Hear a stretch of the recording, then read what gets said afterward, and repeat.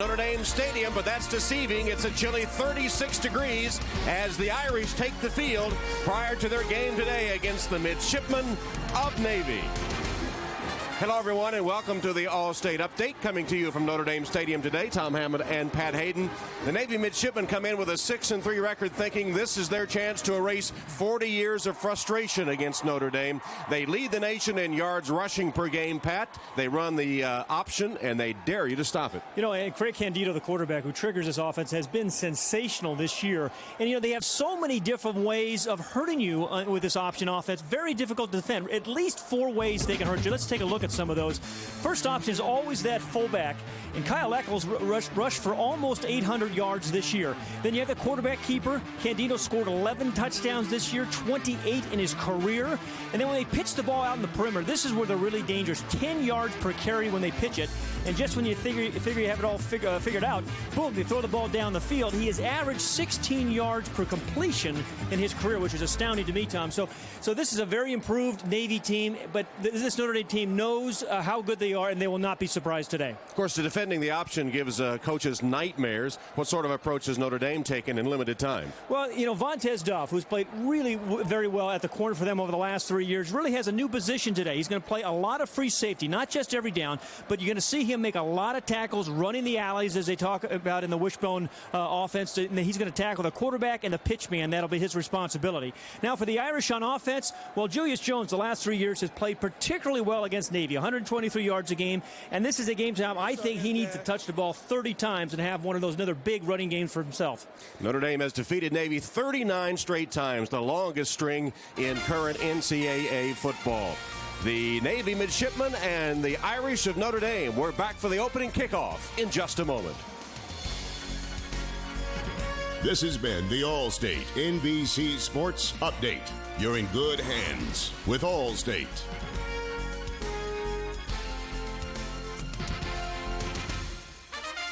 Beautiful blue skies, but the temperature down to 34 degrees now. Even colder than that considering the wind chill, 9-mile-an-hour winds. It'll be down below 30 by the time the game is over and the shadows envelop the field. You know, and Tyrone Willingham is going to possess the ball first here. And we talked to him yesterday. They have really been playing catch-up the entire year, outscored terribly in the first quarter. He wanted the ball first. He gets it first. And Paul Johnson, the coach of the Midshipmen of Navy, they won the toss and deferred to the second half. Boy, has he done a good job in his second year as the head coach. They really turned around that program. And, of course, with that great ball control they have, Notre Dame didn't want them to take it and hold it for most of the first quarter. Notre Dame with that commanding lead, 1963, 40 years ago. Navy had their last victory. Rolfs will kick it off for Navy with Shelton and Duff deep for Notre Dame. Short kick, Vontaze Duff from about the 14-yard line. Duff collared at the 30 and taken down by the Navy special teams. And Costello gets credit for the tackle. Let's take a look at our Adidas starting lineups now. First for Brady Quinn. Quinn struggling in the passing game, hitting only 44% of his passes. And protecting him up front will be Molinaro, Lavore, Morton, Ryan, and Harris. Powers Neal, the fullback. Julius Jones starts at tailback with Jenkins, McKnight, and Palmer, the tight end. Anthony Fasano has been playing a lot of tight end, is out for this game. And handoff to Julius Jones. Turns the corner. Jones getting a block downfield and crosses the 40 to the 43-yard line, tackled by Josh Smith. That's going to be hard to say on a cold day. You're going to say a 12-yard gain. You're going to say a lot because he's going to make a lot of tackles. But the start of this game and the start of the rest of the season, each game for Notre Dame, is critical. I mean, they've been outscored in the first quarter, 84-27 by 57 points. So Tyrone says that we've been forced to play catch-up. We want to get on the board first in this ball game. Again, the I formation from the Irish after a 12-yard gain on the first play from scrimmage. Delayed handoff to Julius Jones. Struck the tackler in the backfield. And again, had a good run out to midfield. Tackled by Vaughn Kelly there. He got about 7 yards on first down. Yeah, what Notre Dame is going to try to do is out Navy in terms of time of possession. Right. Ordinarily, Navy, who's played pretty good defensively this year. As we look at our Navy starting defensive lineups, they play a 3-4. defensive set. And the linebackers are the ones to watch, especially Bobby McLaren and Eddie Carthen, with Razor Smith, Sanders, and Kelly in the secondary. Quinn looks to be changing the play. And a flag down will call that one off. Well, you know, they're in a down and distance now, 2nd and 3, which Notre Dame hasn't seen much this on year. The offense. 2nd and short. Yards, 2nd down. Make that 2nd and 8. But, you know, 2 first down rushing plays. You know, Tyrone Willingham expected to see this year a lot of 2nd and 3, but he's not seen much of it. False start against Notre Dame. The officiating crew headed by Joe Ryder. It's a crew from the Atlantic Coast Conference with 2 independents playing. Not many independents left, but 2 of them matched up here today. Double tight end set. Notre Dame trying to take advantage of their size. Jones, cut back. Another cut down the field, and Julius Jones with a first down to the 35 of Navy. Kelly and Smith have to track him down, but it's a 20-yard jaunt by Julius Jones, who once again is off to a great start against the midshipmen. You know, he's got great breakaway speed, does Julius Jones, but he's a good inside runner. The 2 tight ends kind of force you to play a balanced defense, even though it's a 34, and then Julius Jones, 1 cut, and he goes. You know, the offensive line for Notre Dame outweighs the defensive front by about 40 pounds. And already today, Julius Jones 3 carries for 40 yards. Ryan Grant in there now. And Quinn fell down after faking the ball to Grant. He's down at the 45-yard line. Way back there, lost his footing. A 10-yard loss. And Jared Clark, number 1, his tight end, was wide open. Just didn't quite, as he planted his left foot, as his actually right foot just kind of slipped underneath him. But he had both tight ends, Palmer in the flat and Jared Clark behind him. So that sets up a 2nd down and 19. Yeah, wow. And he's the second, and the 2 tight ends said he was wide open. Play action fake. Quinn's pass on target and caught for a good gain by Omar Jenkins, then surrounded by the Navy defenders. A tackle made by Carthen and Smith. That's a gain of 11. Well, there's a guy that Navy's going to watch, Omar Jenkins. Last year had 4 catches, 166 yards against the midshipmen, including the game winner with a couple of minutes left, a 67-yarder. That's what Notre Dame needs is some balance in their game, Tom. They really haven't had one game where they've had balance. They've had games where they've run it well, and they've had games where they've had some good passing numbers, but they really have not put it all together yet this season. From the Navy 33, trying to convert a 3rd down on 3rd and 8. Quinn, plenty of time, goes for the end zone, and overshoots his intended receiver, Stovall. Eli Sanders was back there too, but that Quinn pass never had a chance. It was way overthrown. So 4th down for Willingham and the Irish. Right, it was the penalty too that really, remember, they had a 2nd and short, ended up a penalty, and then they had a problem with the Brady Quinn falling. Nicholas Setta still out, injured, so a 50-yard field goal attempt by DJ Fitzpatrick, 50-yarder.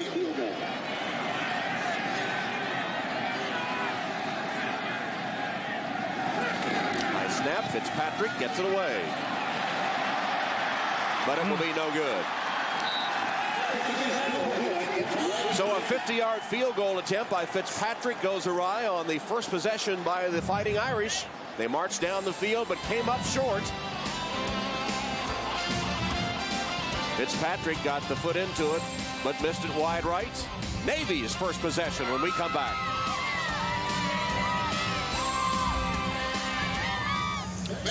Okay. Notre Dame football is brought to you by ADT, America's residential and commercial security leader. Call 1-800-ADT-ASAP. By AT&T Wireless. Reach out on the wireless service America trusts. AT&T Wireless. And by Gatorade Thirst Quencher. Gatorade, is it in you? No score, Navy and Notre Dame. First possession for the midshipmen as they begin from their own 33-yard line after the missed field goal. This is the spread option, and the pitch on the option to Eric Roberts. And Roberts gets a first down on the Candido pitch. Candido against Notre Dame last year, left the game with a sprained ankle in the first drive as Navy nearly beats Notre Dame behind Aaron Polanco, the backup quarterback. Here's the Adidas starting lineup for the midshipmen.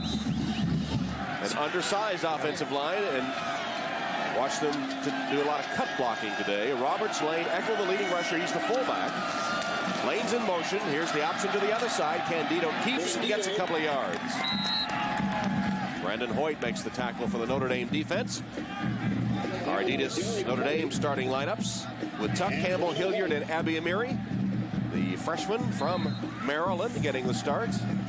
You look at the linebackers, Hoyt, Watson, and Curry, Tom, but Craig Candido, he's not necessarily the fastest guy, didn't necessarily throw the prettiest pass, but he is so smart, and he's so tough, and he's so determined. And he's so on the ground here as he stopped at the line of scrimmage.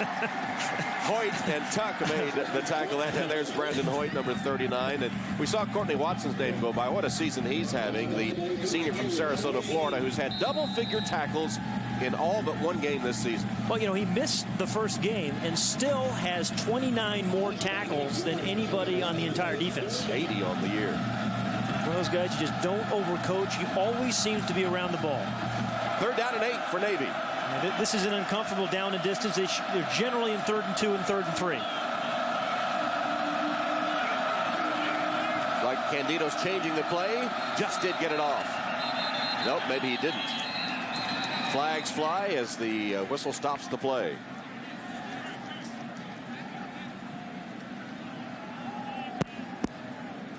Delay of game on the offense. 5 yards, 3rd down. Really, Tom, the key for Navy today is first down rushing, and there's not in this offense. You can't be in those 3rd and 8s. So first down rushing is important, and penalties. You can't have those 5-yard penalties that set you in those downs and distances, which you're just not particularly good at. Shot of Paul Johnson, who won a couple of 1AA national championships at Georgia Southern before returning to Navy, where he had been an assistant coach. Candido, quarterback draw. He's got some room.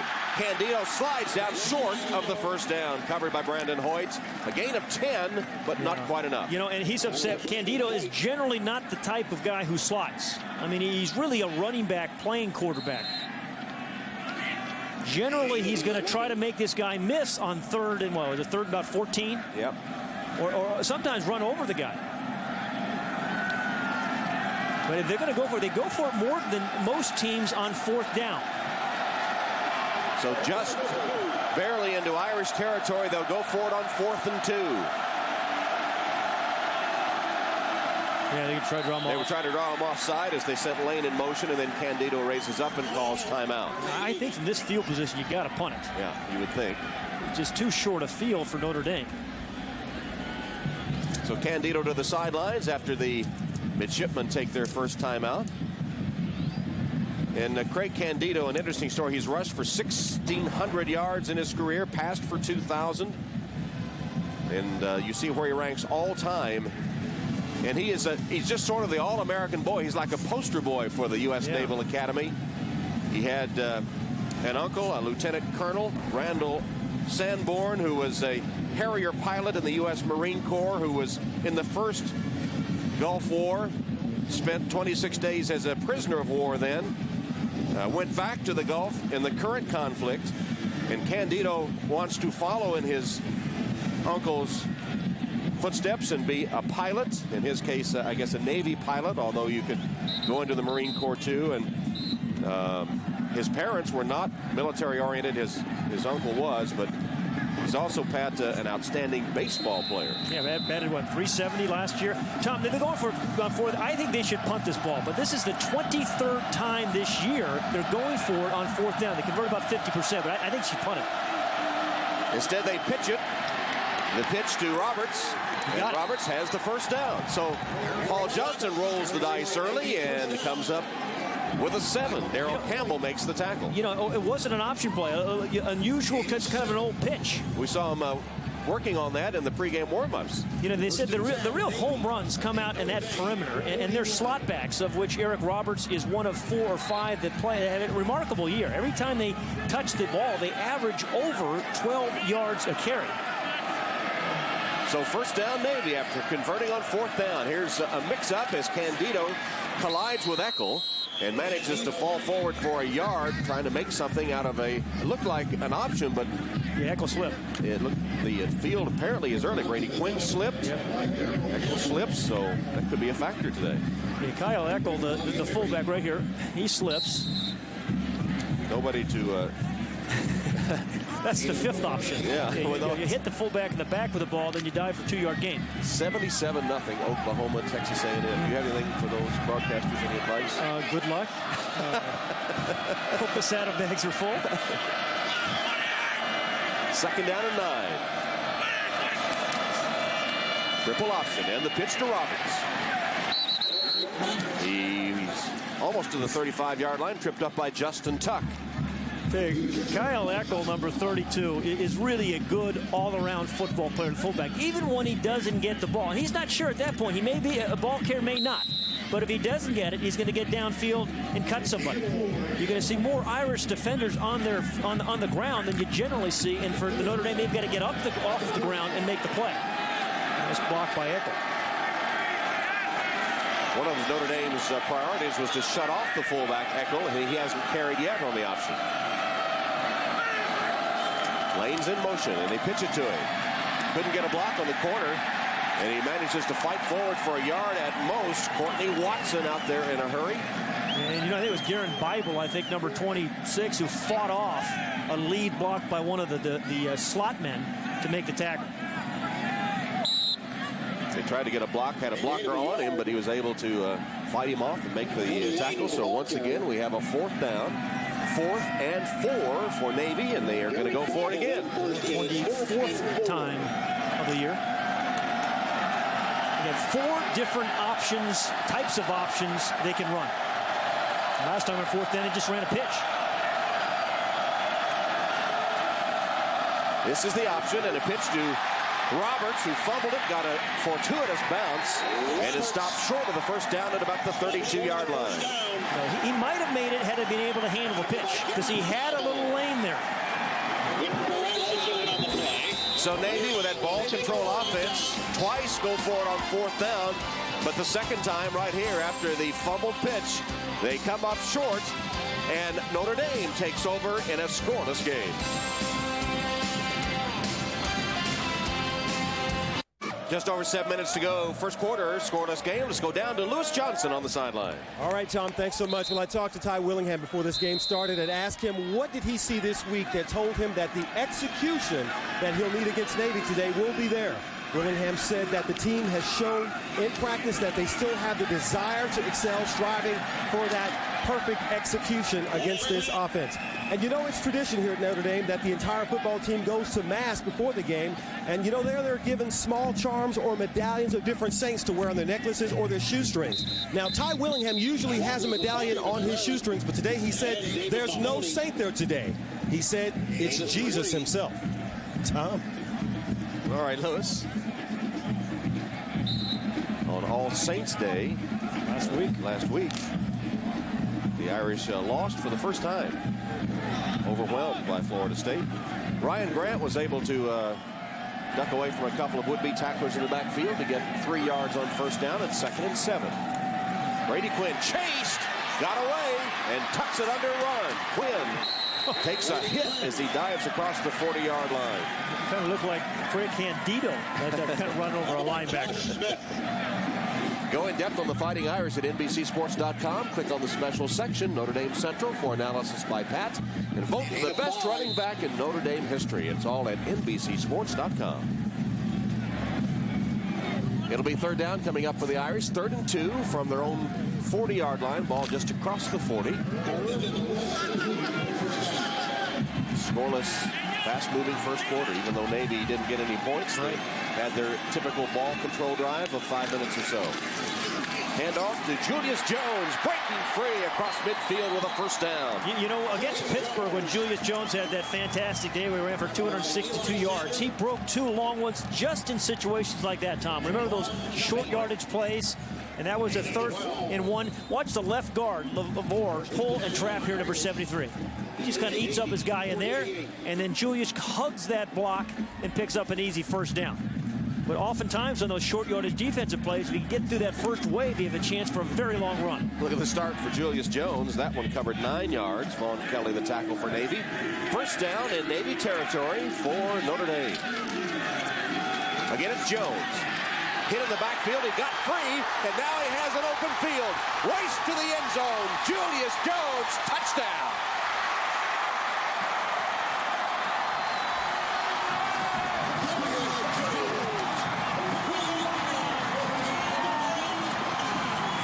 Yards after he was hit in the backfield, and when he got to the outside, it was all over.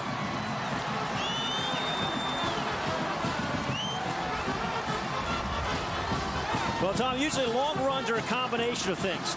The first thing, the combo here for Julius Jones was the strength. He broke a tackle, and the second part of the combination was outstanding speed. Just got, all the defenders really crushed inside. He just jumped out 158 yards. But it started with a broken tackle. Fitzpatrick with the extra point attempt. And it's good. So Julius Jones, who has had career days almost against Navy in the first 3 times he has faced them, with a 48-yard touchdown run to put Notre Dame ahead 7-0.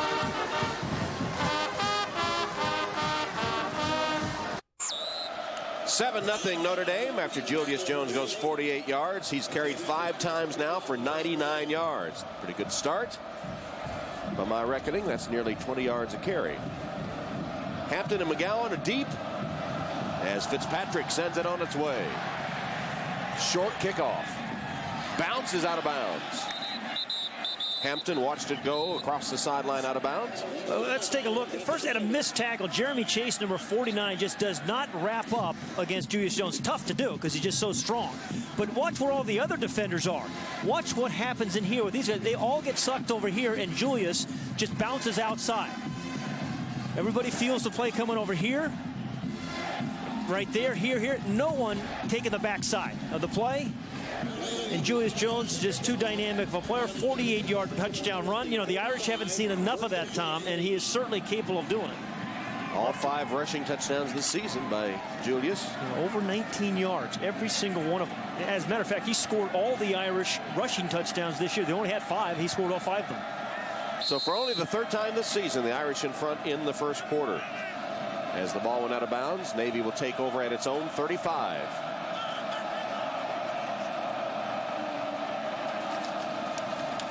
The option and the pitch. Lane down the sideline.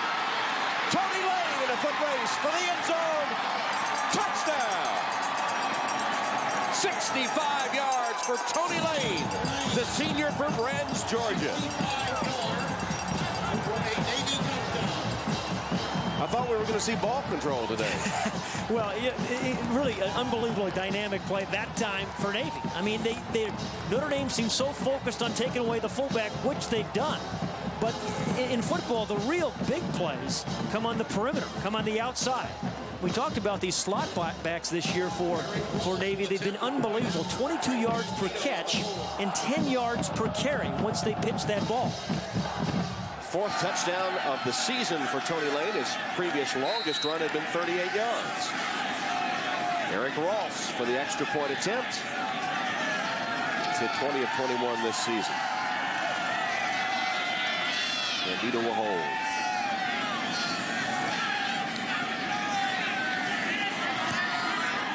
And it's good.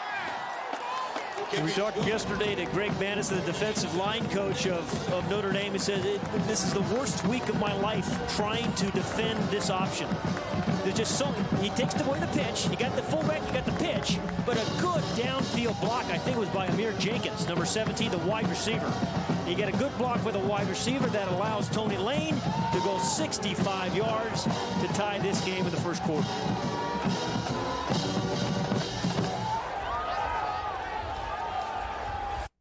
7-7 game after Julius Jones' 48-yard touchdown run gave Notre Dame only its third first-quarter lead this year. It lasted 12 seconds. Yeah, Garrett Bible kind of gets caught inside. Now Notre Dame takes away the fullback. They take away the quarterback. Good block up here, and then this lane and a broken tackle. The lane for Tony Lane. So this is what makes it so tough to defend. You take away the fullback, you take away the quarterback, but then the third option is the pitch. I haven't seen him throw the ball yet either. Rolfs will kick off for Navy. Shelton and Duff deep for Notre Dame. Montez Duff from the 3. Duff had a little seam for a moment to the 27-yard line, and after Navy scored the touchdown, listen to what Paul Johnson told his offensive unit. He's also the offensive coordinator, remember. Not the first guy. Not the first guy. We didn't block the safety. We didn't block the linebacker. We pitched off the linebacker. Got lucky because the outside guy was inside. Come on, we can do better than that now. Yeah, that was after scoring a touchdown. I mean, it was after a good play. Well, the players told us this week when we visited Annapolis that, you know, he's a no-nonsense guy. He'll tell you exactly what he feels. And they like that. They do like it. The kickoff had a penalty flag. It's an illegal block in the back by Notre Dame. So the home field disadvantage, that touchdown by Julius Jones was their first touchdown in a long while, and it's still 75-7 in favor of the opponents. Of course, two of those opponents were Southern California and Florida State. They played a brutal schedule, and now a change-up offense they have to play against a Navy. Hit in the backfield and dropped. Carthen and Mahoney hit Julius Jones when he got the handoff and never let him get away that time. Yeah, the thing when Julius Jones, he just hasn't had enough time this year to get runs started because we've seen what he can do. But Mahoney and Carthen, the two outside linebackers, right out here and right here, they come from both sides. Mahoney on the left side and Carthen on the other. And Julius Jones sandwiched in between. Senior and freshman meet at Jones. Yeah, the 34 defense is really a good defense for Navy. It's easier to recruit linebackers than defensive linemen. From the 9-yard line, 2nd and 15, Julius Jones. 3 or 4 yards, another penalty marker is down. David Mahoney made the tackle for the Middies. Yeah, there's Buddy Green, the defensive coordinator, Navy.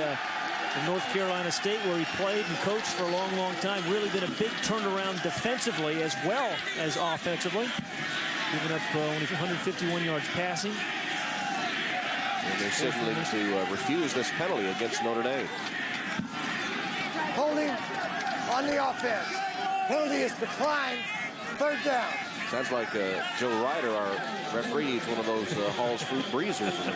Horse already. I just knew you were going to squeeze that in somewhere. That's what I love about you, shoehorn.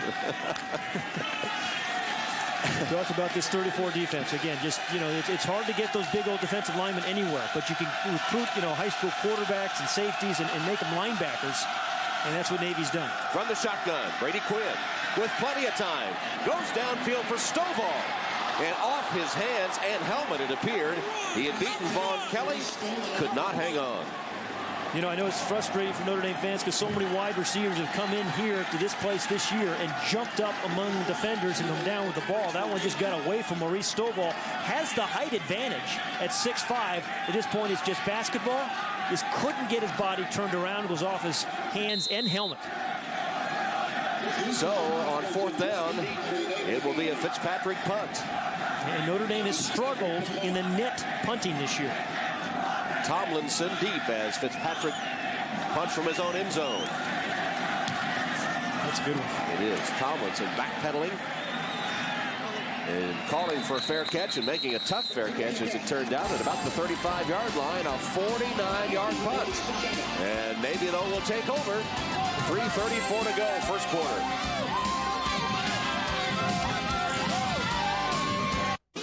Seven game with 3:34 to go, first quarter.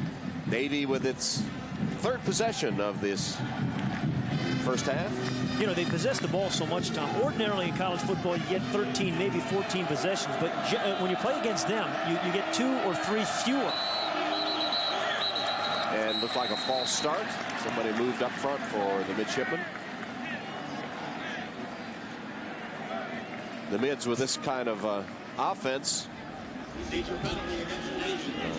It's hard sometimes to overcome penalties, but they certainly have a potent attack. Yeah, quadruple threat. Kyle Eckel, the fullback, has not carried the ball yet today. Candino's pitched it a few times.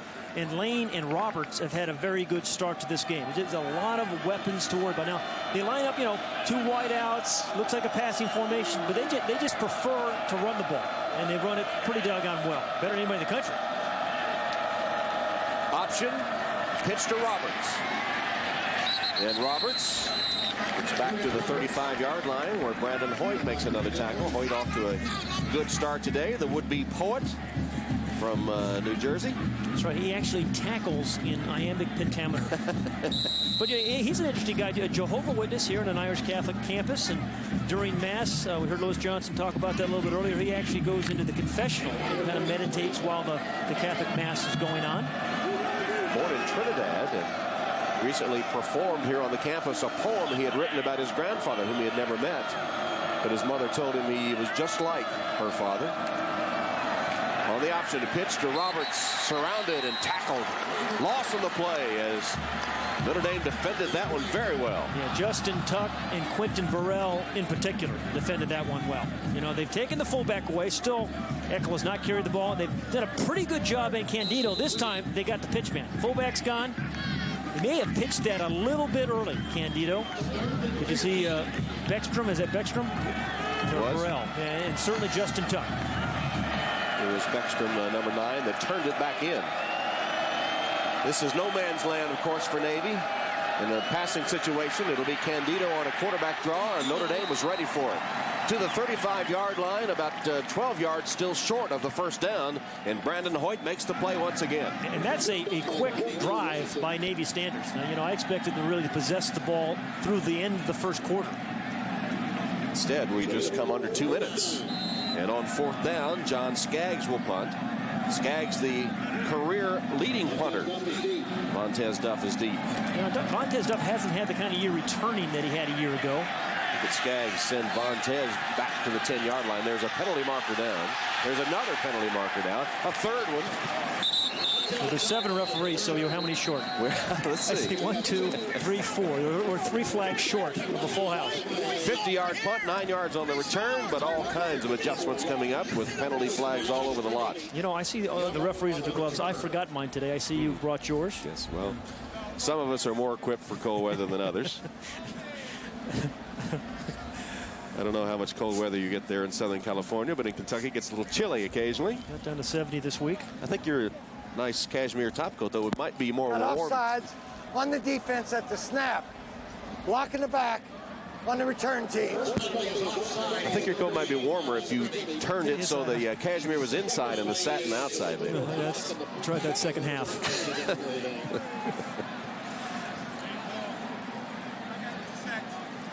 We talked to Tyrone Willingham about the state of affairs of his team and said, hey, we still have a lot to play for. Now they would go 6-6, be in a bowl, but he said, it's something about Notre Dame. There is pride of Notre Dame to be played for. We've got a good senior class. We're going to be playing for those guys who say, hey, we also have a potential of a 1,000-yard rusher in Julius Jones. And he acknowledged the criticism of him and of the program and said what you had to do was keep the outside out. But it wasn't that he was ignoring it. He was well aware of it. But he said you can't let it affect you or affect your team. And you can judge that. He says you have to be aware of the signs. I have to be aware of the signs that you don't lose your team. Yeah, you saw him there. That's as animated as I've seen him all year. Yeah. Actually, yesterday when we talked to him, he's probably more animated than we've seen him all year. So after the penalties, Notre Dame will start from its own 9-yard line again. Brooks hit 1 of 3. Yeah, 1 of 3. That's important. They need to get him over 50%. And with a better running game, he should be able to complete 50% or better passes. Grant stopped short of the 15-yard line. Well, the last time Navy defeated Notre Dame, 1963, Roger Staubach's Heisman Trophy season. Staubach connected twice with Pat Donnelly for touchdowns. First on this 8-yard pass. And then later on this pitch. Look at the two-hand pitch. Since that 35-14 victory, Navy has lost 39 straight games against the Irish, an NCAA record for consecutive losses versus one opponent. Roger actually threw a third touchdown pass that game. That was quite a splendid pitch, wasn't it? It was. The beginning of the triple option at Navy. The most competitive guy I've ever seen was Roger Staubach. He had overactive competitive thyroid, I've always thought. And he backed it up, too, you know. He did. He really did. Ryan Grant on 2 consecutive carries. Still has 2 yards to go on 3rd down.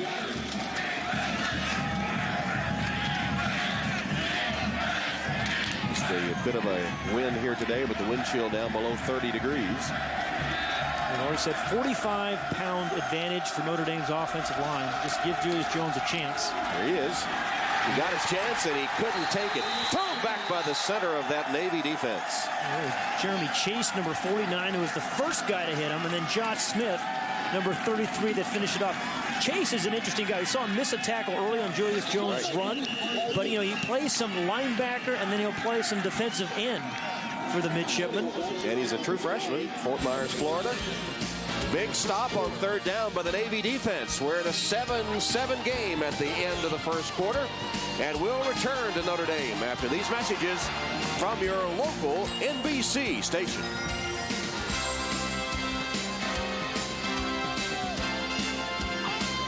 To November sky. We start the second quarter with Navy and Notre Dame tied 7-7. And Notre Dame set to punt from deep in its own territory from the 17-yard line. Fitzpatrick in punt formation. Tomlinson deep for the mids.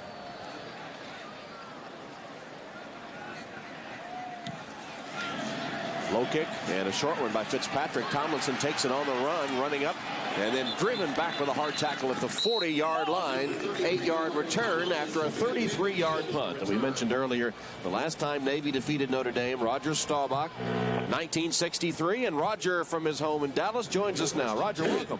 Hello. How you doing? Tom Hammond and Pat Hayden here at Notre Dame Stadium. Has it really been 40 years since that game? Oh, man. I tell you, it's hard to believe, Tom and Pat. Of course, Pat and I played against each other in the old days. I can't believe how long ago that was. And, of course, Navy's, it's 40 years. What do you remember? What's your most lasting memory of that win over the Irish? Well, we had a tough first half, and it was real close. But in the second half, I just remember we put an option type play into Pat Donnelly, and we just played great in the second half, and we had difficulty in the first half. But I remember coming off the field at the end of the second half. In fact, my wife, we were dating at the time, but we ended up getting married. My family was there. I was from Cincinnati, so it was a big deal. With all our family and friends there, beating Notre Dame and South Bend. Is it bigger than beating Army, Roger? Where does this fit in Navy's football calendar, if you will? Well, Pat, there's nothing bigger than beating Army, but it was right up there. The Notre Dame game was a big game, and there was a lot of history to it back, in the 20s, in the 40s, and during the war years, and so there's always a big tradition with Notre Dame. And of course, I grew up watching Notre Dame in Cincinnati, so it was a big deal beating Notre Dame. Trey Hines, Pat, with a 13-yard run for the midshipmen. Yeah, I'm watching Candido here. I really like him. He's a great kid. Roger, how do these Navy kids stay up with Notre Dame? They're oversized. I mean, Notre Dame has better athletes and such, but every year it seems like Navy hangs in there. Well, Paul Johnson's done a heck of a job. He's got a good system. He fits the players into the system and uses their talents in the system, and he's also got them playing there. They just give every player, they're giving 100% out there, and they're a well-coached football team, and there's good athletes out there. Candido, Eccles, and Tomlinson, they've got some good guys on offense. Well, Roger, thank you very much for spending a couple moments with us, and best of luck to your midshipmen. Maybe this is the year. Yeah. Pull this one out, guys. Okay, thanks. Take care. Bye. And very appropriate that the midshipmen driving as they had their former star on the phone. It's 2nd and 5 from the Notre Dame 19. Option, and Eccles gets his first carry of the game. Kyle Eccles wrestled down by Courtney Watson. Now that is strength against strength. Leading tackler for the Irish against the leading rusher for the midshipmen. Maybe that's why they haven't given the ball much there to the fullback, because you're going to run right into number 33, Courtney Watson. Again, a perfect tackle. There's absolutely nowhere for Eckel to go, even to kind of generally inch forward. Now, Eckel coming into the game had carried 162 times, and only on 2 carries had he lost yards. Didn't lose any yards there, but pretty close. And a great tackle by Watson. So here's 3rd down and 3 from the 17 of the Irish. Option. Candido wrapped up and taken down at the line of scrimmage. Might have lost a yard. Good play by Corey Mays from his linebacker spot. Corey Mays, number 46, one of those guys in his junior year who's finally beginning to emerge. One of those heralded recruits, played special teams, but now getting in more and more on regular down and distance, and made a great play there to force a field goal attempt. Now, this Navy has struggled here. Against Rutgers, they had 3 of these blocked. Eric Rolfs, Candido will hold a 35-yard field goal attempt to give Navy the lead. Candido gets it down. Rolfs just sneaks it through the upright. It might have even grazed it as it went through. But it does give Paul Johnson and the midshipmen the lead. The field goal by Rolfs puts Navy up 10-7.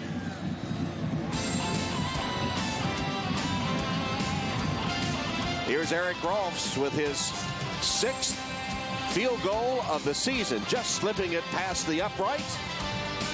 Perfect snap, perfect hold, perfect kick. And a perfect score as far as Paul Johnson is concerned. His midshipmen are on top.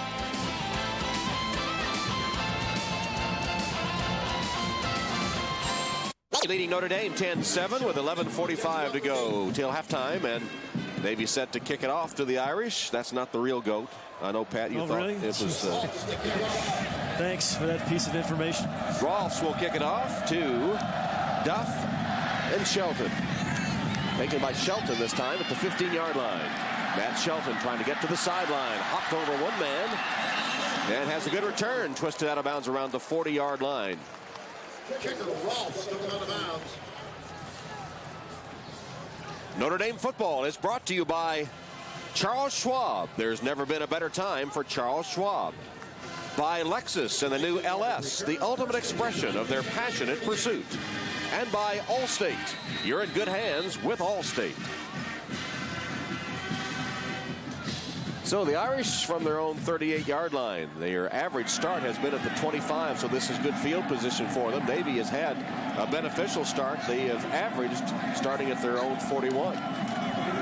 Play action fake. Quinn on first down. Passes short of his intended receiver, McKnight.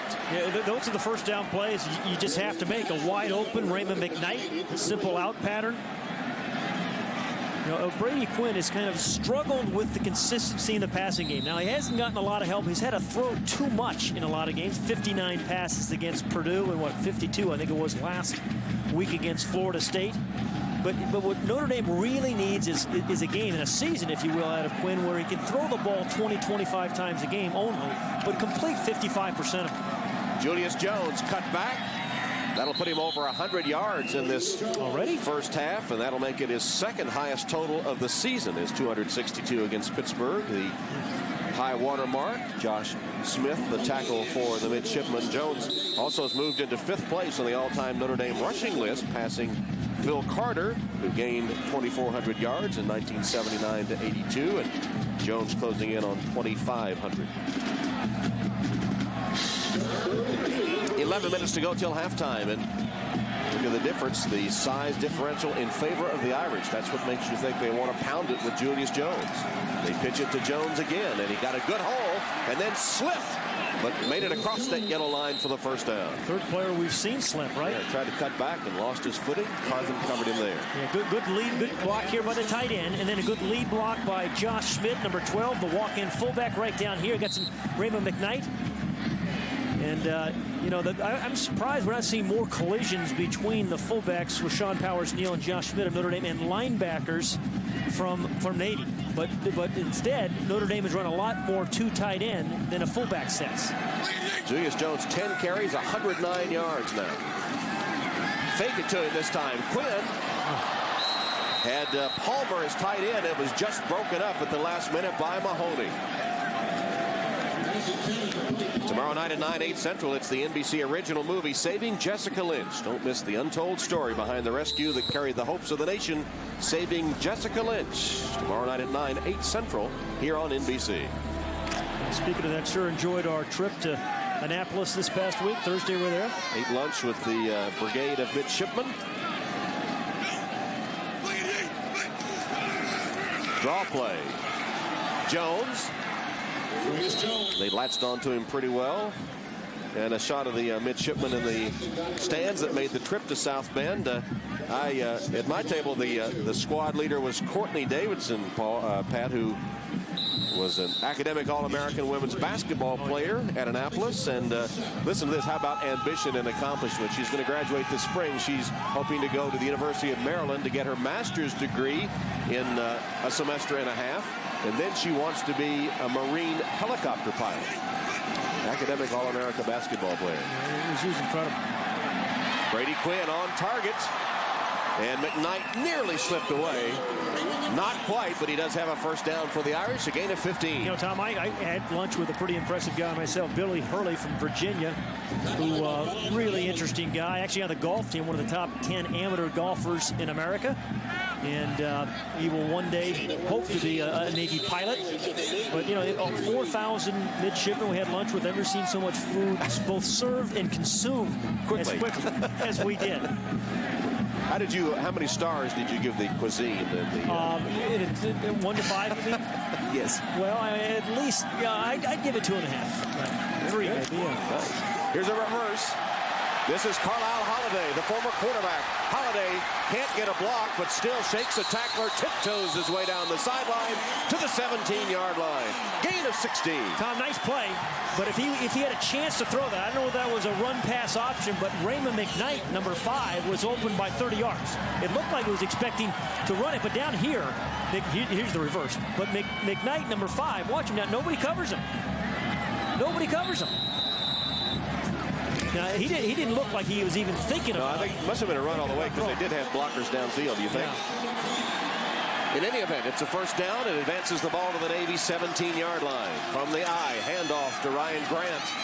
And Grant wrestled down after a gain of 4 or 5 yards. Flag on the play. Josh Smith, another tackle. Smith, the workhorse, the junior from Attica, Indiana. He had 60 friends and family at the game today. Yeah, to match, well, 63 touchdowns he scored in his senior year of high school. I thought it was a misprint when I said 63 touchdowns. I thought it was a career, but he had 63 touchdowns in high school. 811 career points. He's an unbelievable guy. He's missed 2 games, yet he's their leading tackler. 3 interceptions, 4 tackles for losses, recovered 2 fumbles, forced another. One of those guys, undersized, never played defense before he came to the academy.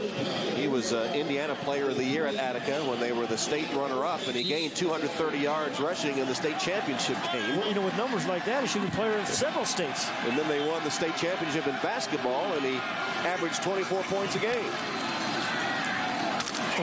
Clark has it jarred loose on the hit. That's an incomplete pass. I've seen Jared Clark wide open twice, and they weren't able to get him the ball. And that time he's fairly well covered and just gets drilled after they throw it to him. That was Shalimar Brazier that made the hit for the midshipmen. Brazier, number 16, a guy that's played well for 4 years for the midshipmen. He's also run some Navy track. Very good special teams player, as well as a corner. They play a lot of zone. They're on Buddy Green's defense. They're not a lot of man-for-man defense. Keep things in front of you and then hit them after they throw it to you just like that. There's a penalty. Sent the Irish back. Hand it off. And nothing doing for Julius Jones that time. Back to the line of scrimmage. Lane Jackson, 44, one of those inside linebackers, Tom. We talked about 34 defense really seems to fit this team. Watch both these guys always moving toward the line of scrimmage, but it's number 44, Lane Jackson. One of the guys takes on the fullback, the other guy just gets the running back. You saw those scores go by. What about the Tennessee defeat of Miami? When was the last time Miami lost 2 games in a row? Not in anyone's recent memory. This is the 11th play of the drive for Notre Dame. Again, the penalty has sort of put them in a hole, and they face a 3rd down and 18 from the Navy 25-yard line. Blitz. And Quinn got it away, but through the hands of Ryan Grant. And once again, Notre Dame does not look sharp. I'll tell you one thing that the Irish know they have is a pretty tough freshman quarterback, because Josh Smith, number 33, he does not let up when he hits Brady Quinn. Just ran right through him. Grant's got to catch that. He's got to catch it. It's going to be short of the first down marker, but to give yourself a better chance for a field goal attempt. It will be a field goal attempt by DJ Fitzpatrick, who's hit 4 of 6. Kruger will be the holder, 43-yard attempt. Fitzpatrick. Kruger got the high snap down. The kick's on its way and no good. So Fitzpatrick has missed 2 field goals now. So he's 4 of 8 on the year. One was from 50 yards. And this one never had a chance. Didn't look good from the start. His plant foot slipped, as you see. Not able to get any leg into it. And it remains 10-7 Navy.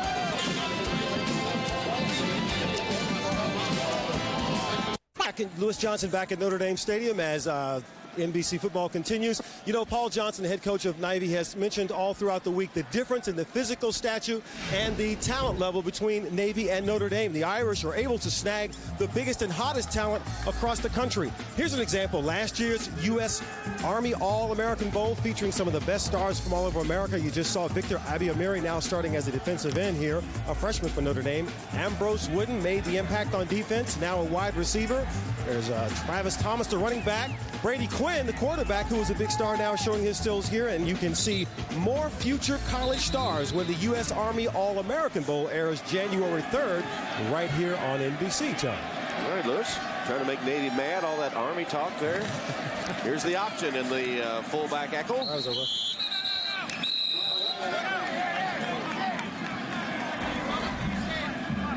They're the Notre Dame U.S. Army All-Americans from the 2003 game. There's some good ones there. Abiamiri's had a real good year. Ryan Harris now starting at right tackle for the Irish.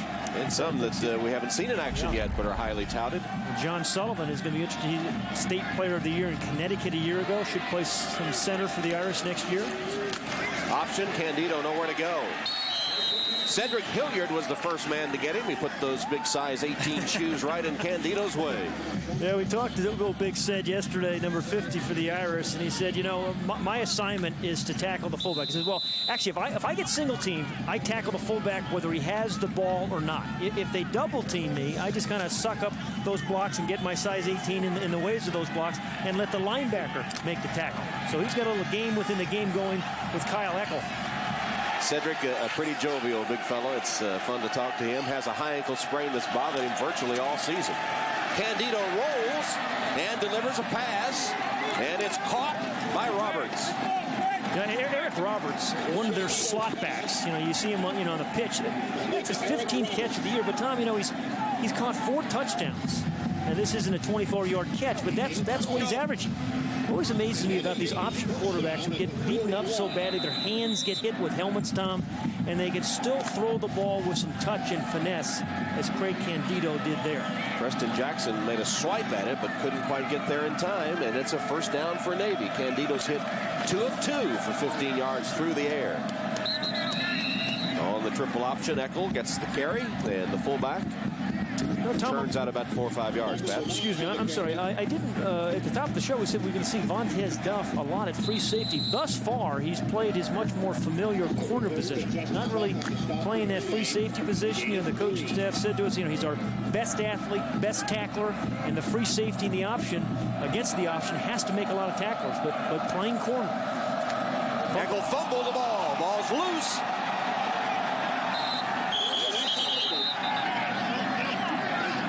We spoke with Kyle Eckel about this option when the quarterback rides it into his belly and then either leaves it or takes it out, and he fumbled that one, and Notre Dame recovers. Well, you're right, Tom. He never knows when he opens those arms up whether the quarterback is going to give him the ball or not. You know, it's almost surprising you don't fumble it more, but they practice it so much. The same plays over and over again. I'm not sure that was on the exchange or whether a helmet hit him. But a guy who has a chance for a 1,000-yard season, Quentin Burrell, number 8 there, making the play. So Burrell recovers the fumble, and Paul Johnson in the midst turn it over. Here it is again, Pat.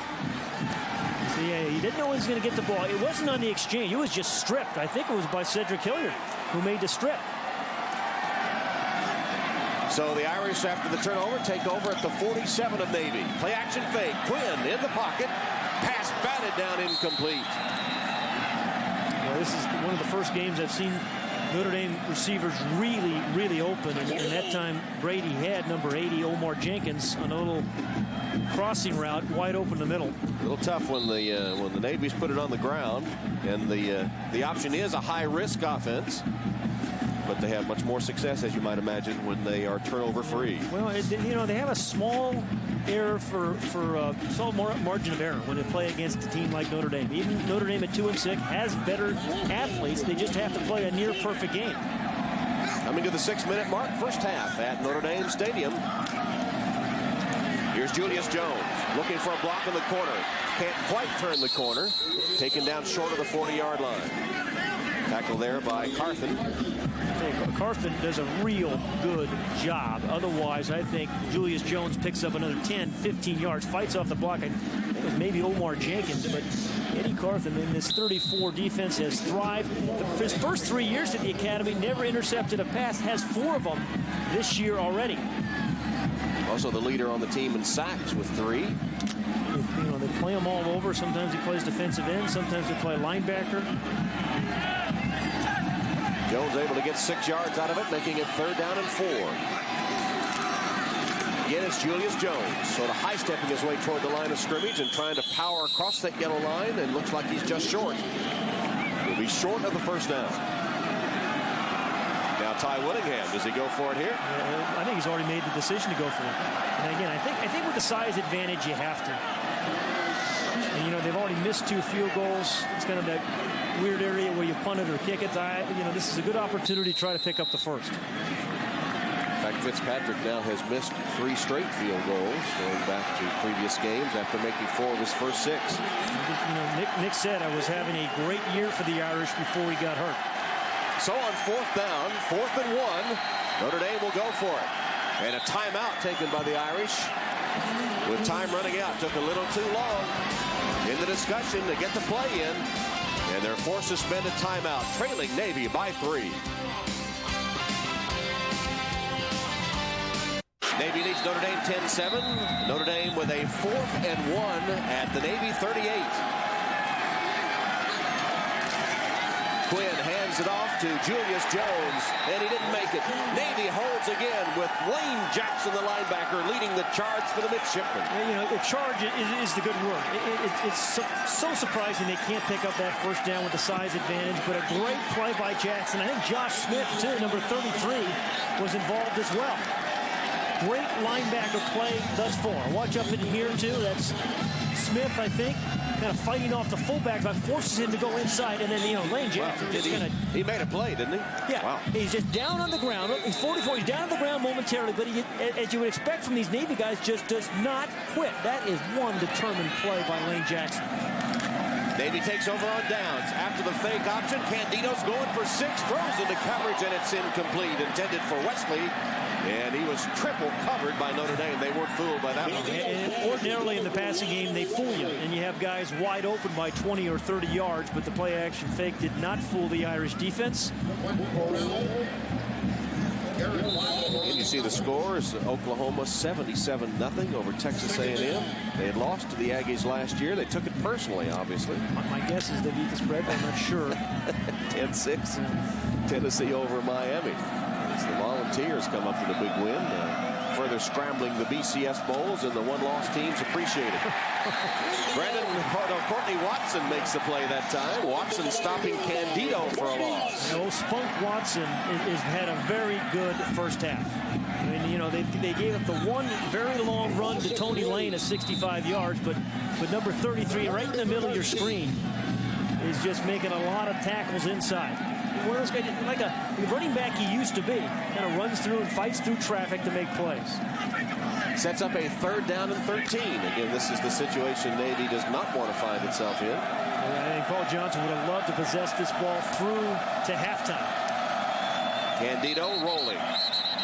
The play stopped with a flag. Nope, stopped with a Navy timeout, apparently. It is a timeout taken by Navy. I never saw the timeout signal. The play was already underway, but instead the midshipmen do get the timeout. And it allows us to remind you that tomorrow at 2 Eastern, 11 a.m. Pacific here on NBC, don't miss a special look back at the defining moments of this year's Gravity Games.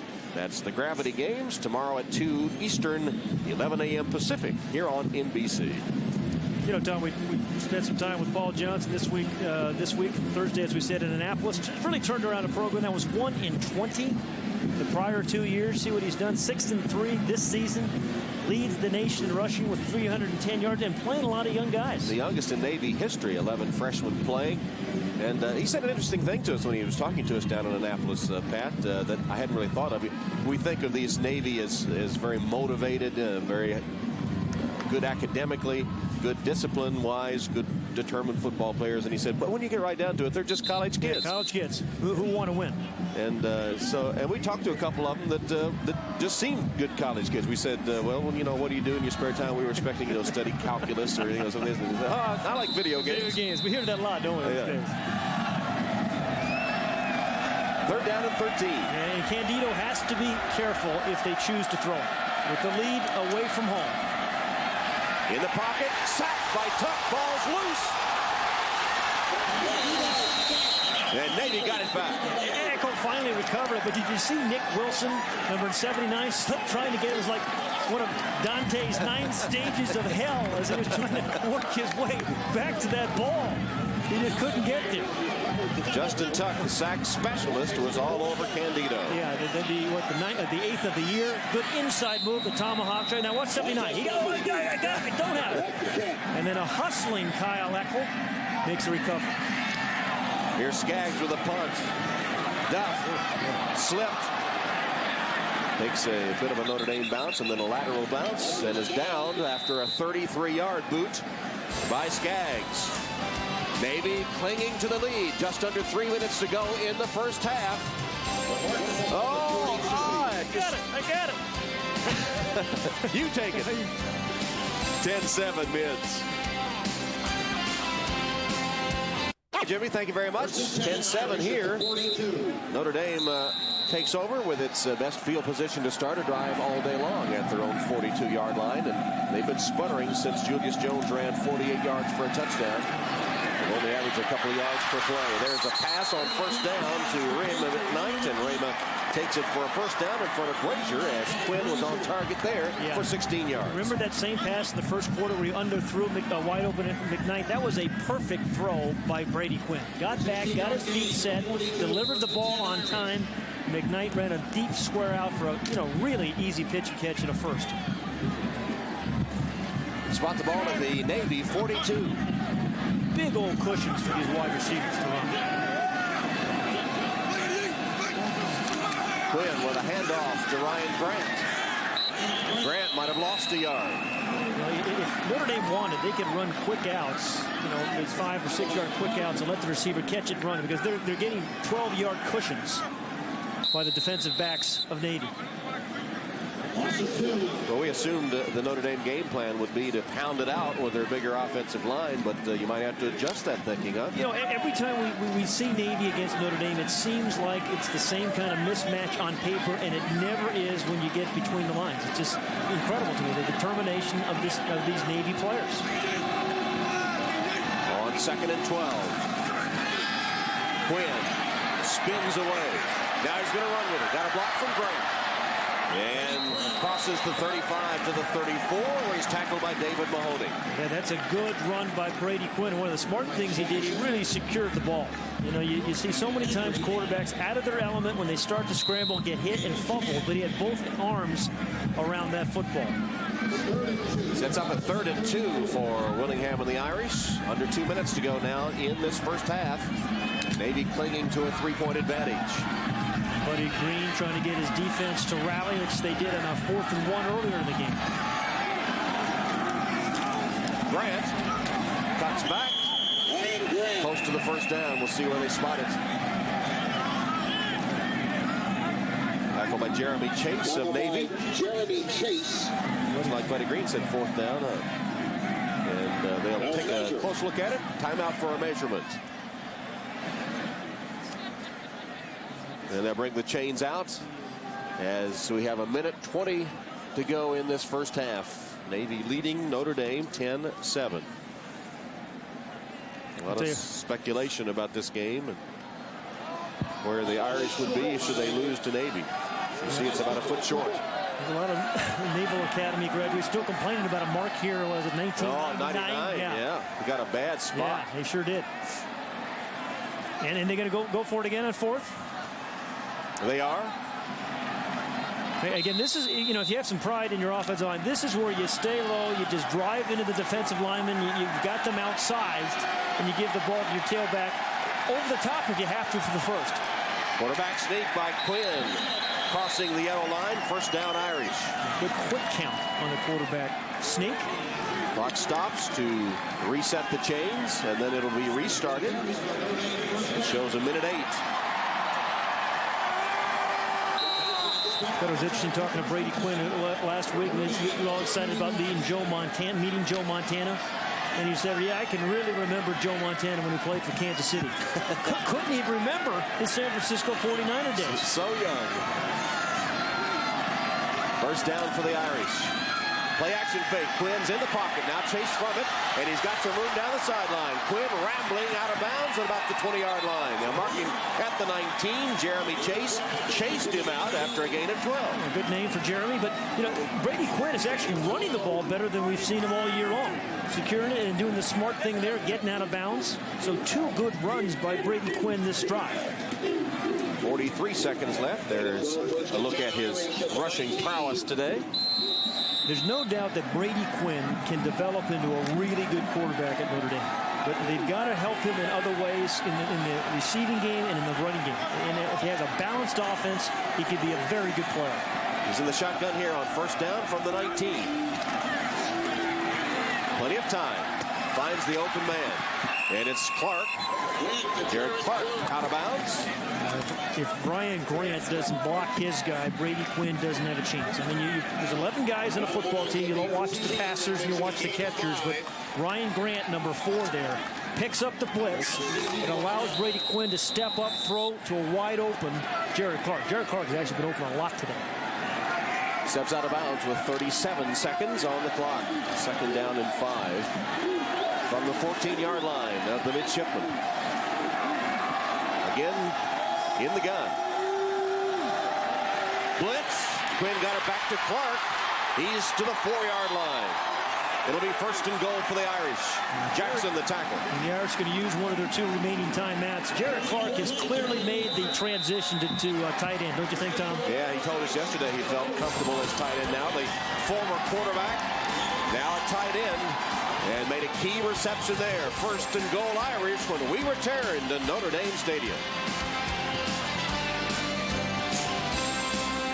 The chilly Notre Dame Stadium. Notre Dame trails by 3, and you know, they're inside the 5-yard line. 1st and goal on the 4. They struggled desperately last week against Florida State 4 times inside the 20 and no points.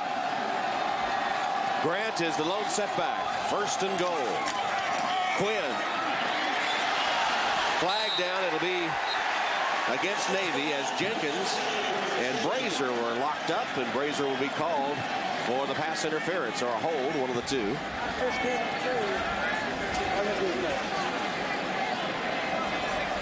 Pass interference on the defense. Ball be placed on the 2-yard line. 1st down. Okay, here's Omar Jenkins now ready. Could have been holding or pass interference. The ball already in the air. I actually thought it was more holding than pass interference. But well, it was catchable, actually, to be pass interference. Well, yeah. He grabbed it nonetheless. Couldn't get to the spot. You're right. You know, with the athleticism of receivers these days, there's almost no such thing as an uncatchable ball. I mean, these guys jump up and catch the ball everywhere. Long drive by the Irish, but still no points. Repeat 1st down, this time from the 2. Go to the other side, and Staubach can't hang on. Kelly and Stovall could not hang on to the football in the corner of the end zone. You know, Maurice Stovall has such a size advantage at that 6'5". They've been trying for the last 2 years to kind of have him really get up and play some basketball here. This is a good chance up high. Really good play by Vaughn Kelly. I think he just raked it out of there, didn't he? Real strong play by Kelly. With his right hand, just rips it away from Maurice Stovall. So 2nd and goal from the 2. 20 seconds left. 2nd quarter. Quinn going to try it again to McKnight. Touchdown. They try it to Jenkins. They try it to Stovall. And then on the 3rd time, they get it right when they throw it to McKnight. Like Brandon Hoyt. I was going to say, I don't think he would be impressed, but... Yeah, persistency, though. I mean, that was a persistent play calling because Bill Dietrich, the offensive coordinator, called 3 straight fades. And the 3rd time resulted in a touchdown. And, you know, good release by McKnight. And, you know, he gave the quarterback plenty of room to throw the ball into the back corner of the end zone. So it was a good tight split, giving the quarterback an easier throw on the fade. Fitzpatrick, point after touchdown is good. And Notre Dame has claimed the lead just before halftime. 14 seconds left till intermission. The fade pass, they were determined they were going to try it until it worked. It did to Raymond McKnight, his 3rd touchdown catch of the season. You know, and Raymond McKnight is so relieved because it's been a tough year for the Irish offense. It's been a tough year for McKnight, even though he leads the team in receptions. But the sophomore from Los Angeles was expecting to make a lot of those kind of plays when he came here. And he still has plenty of time to do it.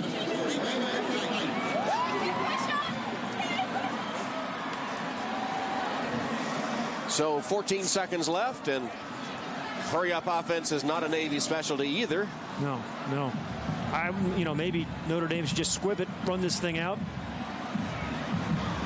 It's a good look at Brady Quinn, who's his entire freshman year as a starter has actually looked very, very poised. We talk about the help that he needs in the running game, but boy, he has run the ball particularly well today, and that time, good throw to McKnight for the touch. That was his 6th touchdown pass in his 6th game as a starter.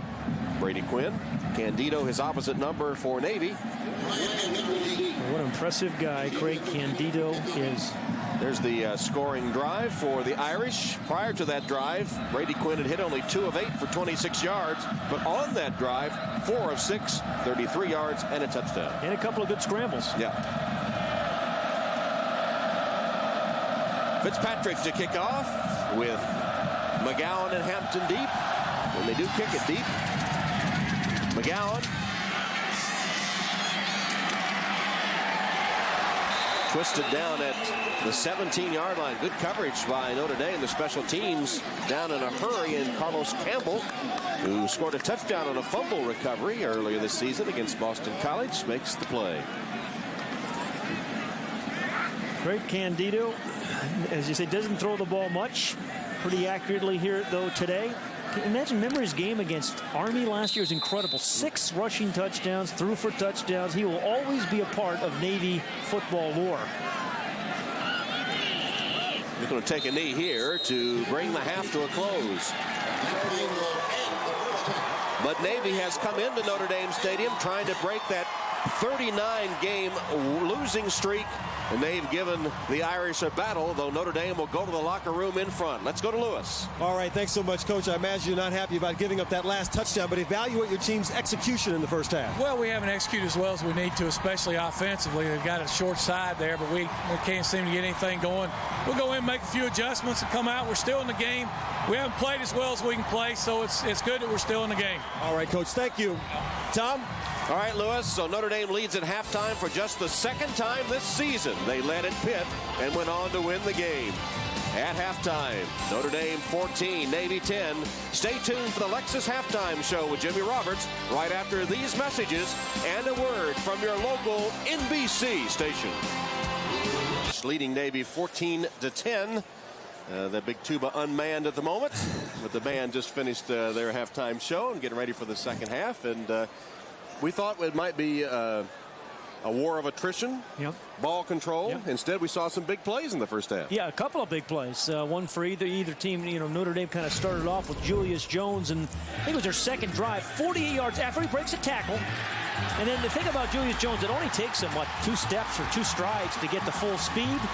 They take a lead, which was Tyrone Willingham really wanted to do. But Navy answered, as they usually do. Lane goes 65 yards off the pitch. And we talked about all the different options they have. They haven't run the fullback real well, and the quarterback hasn't been much of a factor, but they've actually run the pitch pretty well. And, of course, not a lot of passing yards on either side, although the last drive by Notre Dame got Brady Quinn up in the numbers a little bit. Let's look at our halftime stats. And in first downs, Notre Dame with the advantage there. The surprise to me is actually the time of possession. When Navy is really rolling and beating teams, they're out possessing, have 3 or 4 minutes advantage there. For Notre Dame, encouraging 172 yards rushing. They've kind of struggled in that regard. But when they've run the ball well in their 2 wins, that's been the key to the win, running the ball well. So the Irish getting a touchdown just before the end of the half to lead it. They're making their reappearance right now. And we're back for the second half kickoff in a moment. Just come out of the locker room. What did you all talk about at the half, Coach? Well, first of all, we tried to talk to our football team about eliminating that stretch of right between the first quarter and the second quarter that we had of what I just call amazingly dumb football. We had too many mistakes, lack of concentration, and if we can eliminate those stretches and play a much better second half, we'll be okay. Now, I can imagine clock management will be critical now here in the second half. How do you manage that? Well, one, we've got to get the football, and once we get it from them, do something with it, be productive, control it, and not let their offense back on the field. All right, Coach, good luck. Thanks. Thank you. Tom? All right, Lewis, it sounds like whatever Coach Willingham said, he said in a forceful way at halftime since he's a little hoarse. And incidentally, this is the 75th anniversary of Knute Rockne's Win One for the Gipper speech. It'll be actually 2 days before it's the exact anniversary, November 10th, 1928, before the Irish squared off against unbeaten Army at Yankee Stadium in New York after George Gipp had died 8 years earlier, 25-year-old, after contracting a throat infection. That's when Knute Rockne said, "Win one for the Gipper," and they did over unbeaten Army 12-6. Ronald Reagan immortalizing that scene in the movies. Here's the kickoff. McGowan takes the Fitzpatrick boot, stutter steps, broke a tackle, and then driven forward with some help from his teammates to about the 27-yard line, where he's finally stopped. And Craig Candido will direct the offense now. The Navy offense has been in neutral since that big run by Lane. Well, you run the option attack that they do, and there's a couple of good things about it. First of all, you don't have to block all the defenders because you're obviously optioning off 1 and sometimes 2. You don't need to have dominant offensive linemen because it's just kind of brush blocking and cut blocking for the most time. And the third thing is you don't really care what kind of defense you face. You're going to run your plays regardless of what the defense throws at you. So there's some real advantages to it, and the Navy Academy has really seized those. Eckel, the fullback, gets the call, and Tuck was the first to hit him. Kyle Eckel was kind of fun to talk with this week, and from South Philly. And that uniform couldn't hide the South Philly either. You're absolutely right. So the first down, 32. He gets there, and he gets right back up. Even after he gets tackled, he gets back up. This time, a nice little block, a cut on the linebacker. Second thing, and then you just going to give him the ball, let him do his thing. A block up here. And then he actually recovered the fumble on that. Was a hustling play. Here we are back live with Lane ripping off another big run. He's all the way out to the 45-yard line. Tony Lane made it to the 44. It's a gain of 13. I just want to go back and show you the play. Watch Eckel down here. Ball's fumble. He just keeps hustling.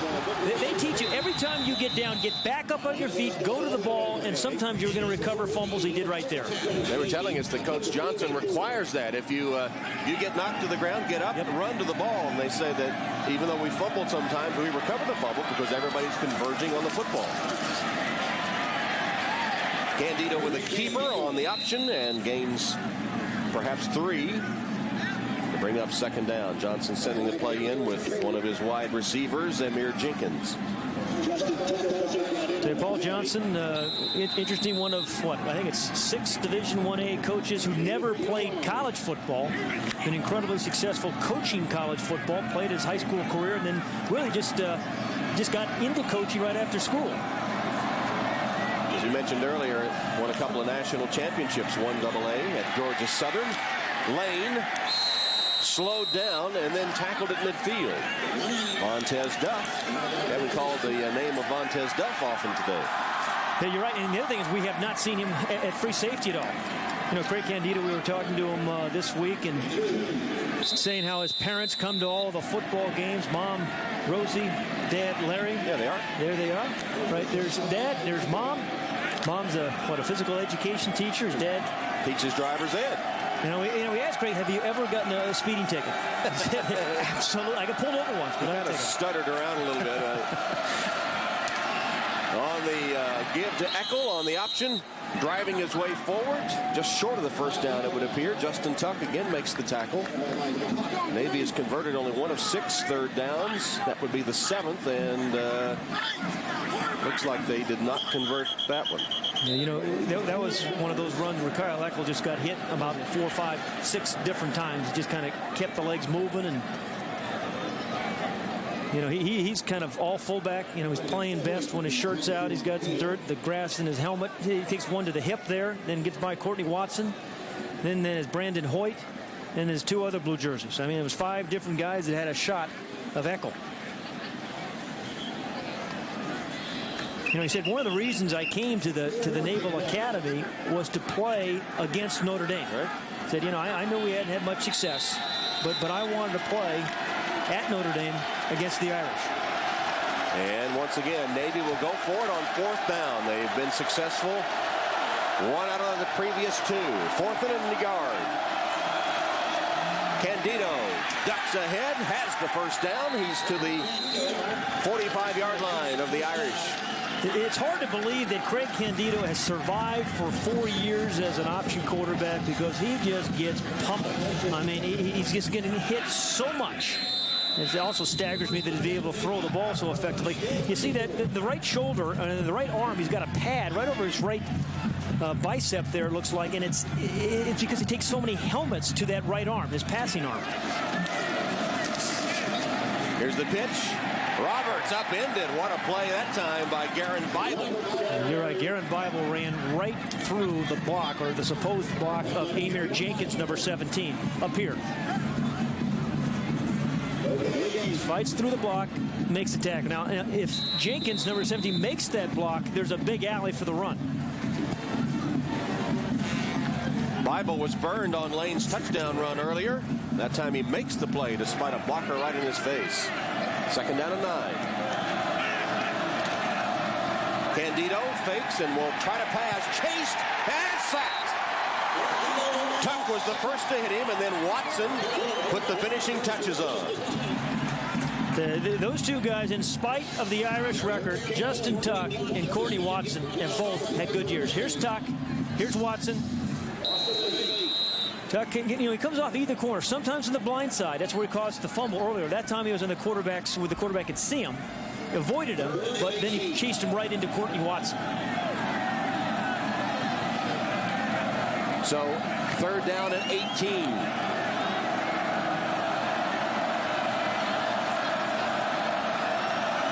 Play clock to 2-1.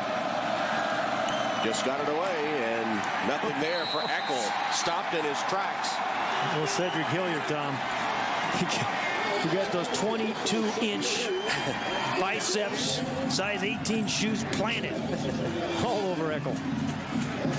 Still a little gimpy, it looks like, as he runs off the field with that high ankle sprain. Yeah, you know, he's always moving forward, but I tell you, you can't go too far forward. I think that may be only the third running play where he's lost yardage all year long. Great play by Hilliard. Skaggs with a nice-looking punt to Duff, who fields it at the 10. Got away from the first man and the second, and then buried by white jerseys at the 15-yard line. 5-yard return of a 43-yard punt. And Notre Dame takes over. 9:52 left, 3rd quarter. The Irish leading Navy by 4. Welcome back to Notre Dame Stadium, which actually was dedicated in a game against Navy, October 11th, 1930, as Notre Dame beat Navy 26-2. We're full of historical footnotes today, Tom. Right. Thank you very much. Is that all that late night studying I did last night? Couple yards on first down. Good play up front defensively by Ralph Henry, getting playing time for the midshipman. Kind of a slow start for Brady, but he, in that last drive, or since that start, 4 of 5, 33 yards, and a touchdown pass to McKnight. Another offensive lineman down for Notre Dame. Last week against Florida State, they had 3 different offensive linemen go down at one point. This is Jamie Ryan. Oh, boy. He's filling in for Dan Stevenson. Right. They're just tangled up, maybe. It looks like he's okay. And speaking of offensive linemen, young ones, Ryan Harris, the freshman from St. Paul. We spoke with him yesterday. What an impressive young man he was. Yeah, number 68, a true freshman, got thrown in a few weeks ago. And he told us in 8th grade, his social studies teacher introduced him to the Islamic faith. Actually said he was asleep and woke him up. And, he's a practicing Muslim on a Catholic campus. Interesting guy. Oh, man. Wow, what a defensive play made that time by Carthen. He could have taken the handoff. It looked like they called his number. I mean, absolute shot out of a cannon with Eddie Carthen up here at the top. And it's unbelievable. There's no chance, absolutely no chance. Lucky there wasn't a fumble. Yeah. So Julius Jones, who took the hit, is out, and Ryan Grant is in, and it's 3rd and 17.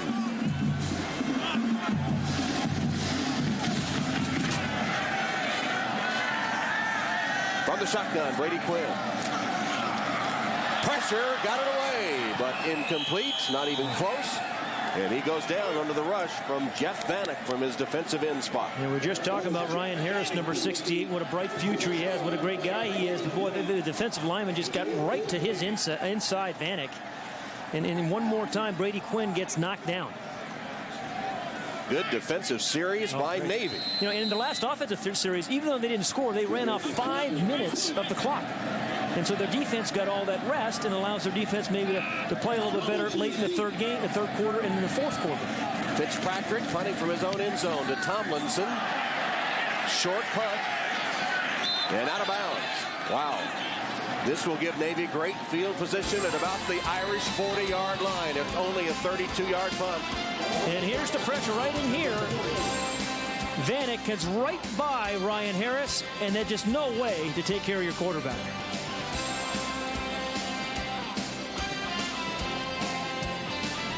All is brought to you by AT&T One Rate USA. Call anywhere in the country, anytime for one flat rate. By the Document Company, Xerox. There's a new way to look at it. And by Hall's Fruit Freezers. When screaming fans need cool, soothing relief from a dry, scratchy throat, they reach for Hall's Fruit Freezers. Hall's Fruit Freezers treat your throat. Tom, that was for you. Tyrone Willingham could use some of those Hall's Fruit Freezers. Sounded like it, didn't it? Yeah.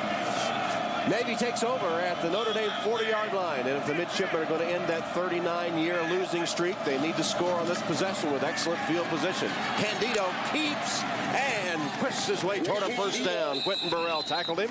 I'm not sure if that was a broken play or it was intended to go that way. Well, they do have an option where he fakes the fullback and just kind of follows him into the hole. And, he has such good vision and a feel for the hole. And that time he just kind of faked out Cedric Elliott. Cedric Elliott was used to getting hit by the fullback. That time he was looking right into the eyes of Craig Candido. Gain of 10 and a Navy first down. His best run today. And again, chewing up the clock. Pitch. Roberts hit hard. Spun down by Burrell and Watson, but another good gain for Navy on first down. These slot backs for Navy do such good work in a variety of ways. Roberts made the nice run, but Tony Lane, number 21, who ran for 65 yards for a touchdown earlier on, threw a great block. I mean, you have to block, they catch, they run, and that was a real nice lead block by Tony. Lightco in the defensive line for Notre Dame. Second down and 3. Option, keep. Candido, first down. Monday night at 8/7 Central on NBC. Don't miss a wild new Fear Factor, followed by the hot new drama Las Vegas. Get in on the action Monday night, 8/7 Central on NBC. Talk about Fear Factor. Notre Dame Nation fearing now that if Navy beats them. In fact, it was written by one columnist this week that if Notre Dame loses to Navy, Tyrone Willingham is finished. Well, there's a long way to go from here to there, but Navy is doing exactly what they want in the second half, and that is really winning the possession game. Eckel bouncing off tacklers, pounding inside the 5-yard line down to the 3. When you say pounding, you are right. I mean, Kyle Eckel from South Philly. One of those guys, he's just such a Philly guy. When we talked to him yesterday, just said he loves football so much, and he loves the physical part. He says, when I give me the ball, I make one cut, try to make the first guy miss, and then I just run over somebody. Closing in on a 1,000-yard season. 5 times he's rushed for over 100 yards this year. That one was 16 yards. It's first and goal from the 3. Oh, look, they moved early. Yep, that'll cost them 5 yards. Yeah, and as we said, Navy's the kind of team that everything has to be clicking, and they can't afford, poor first down plays and penalties. To the snap, false start on the offense. 5 yards, first down. And you talked about Tyrone Willingham. He is under duress from a lot of quarters, Tom. And, for the first time when we talked to him yesterday, he kind of said, hey, I realize that. I feel it. I'm very much aware of it. And I'm going to be judged by wins and losses. And we haven't won enough games.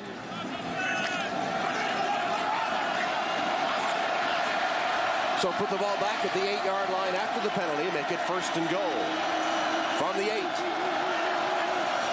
Here's a pitch, a straight pitch this time to Lane. He's to the 5-yard line. Tackled by Justin Tuck. Tuck's having a pretty good game. You're right. And, you think of him, Justin Tuck, so much as a pass rusher. He's had 2 good pass rushes today, but he's become a much better run player. Right down here, number 44, fighting through a, kind of a quick slip block by the tackle. And Justin Tuck's been playing with a really sore shoulder pretty much most of the season.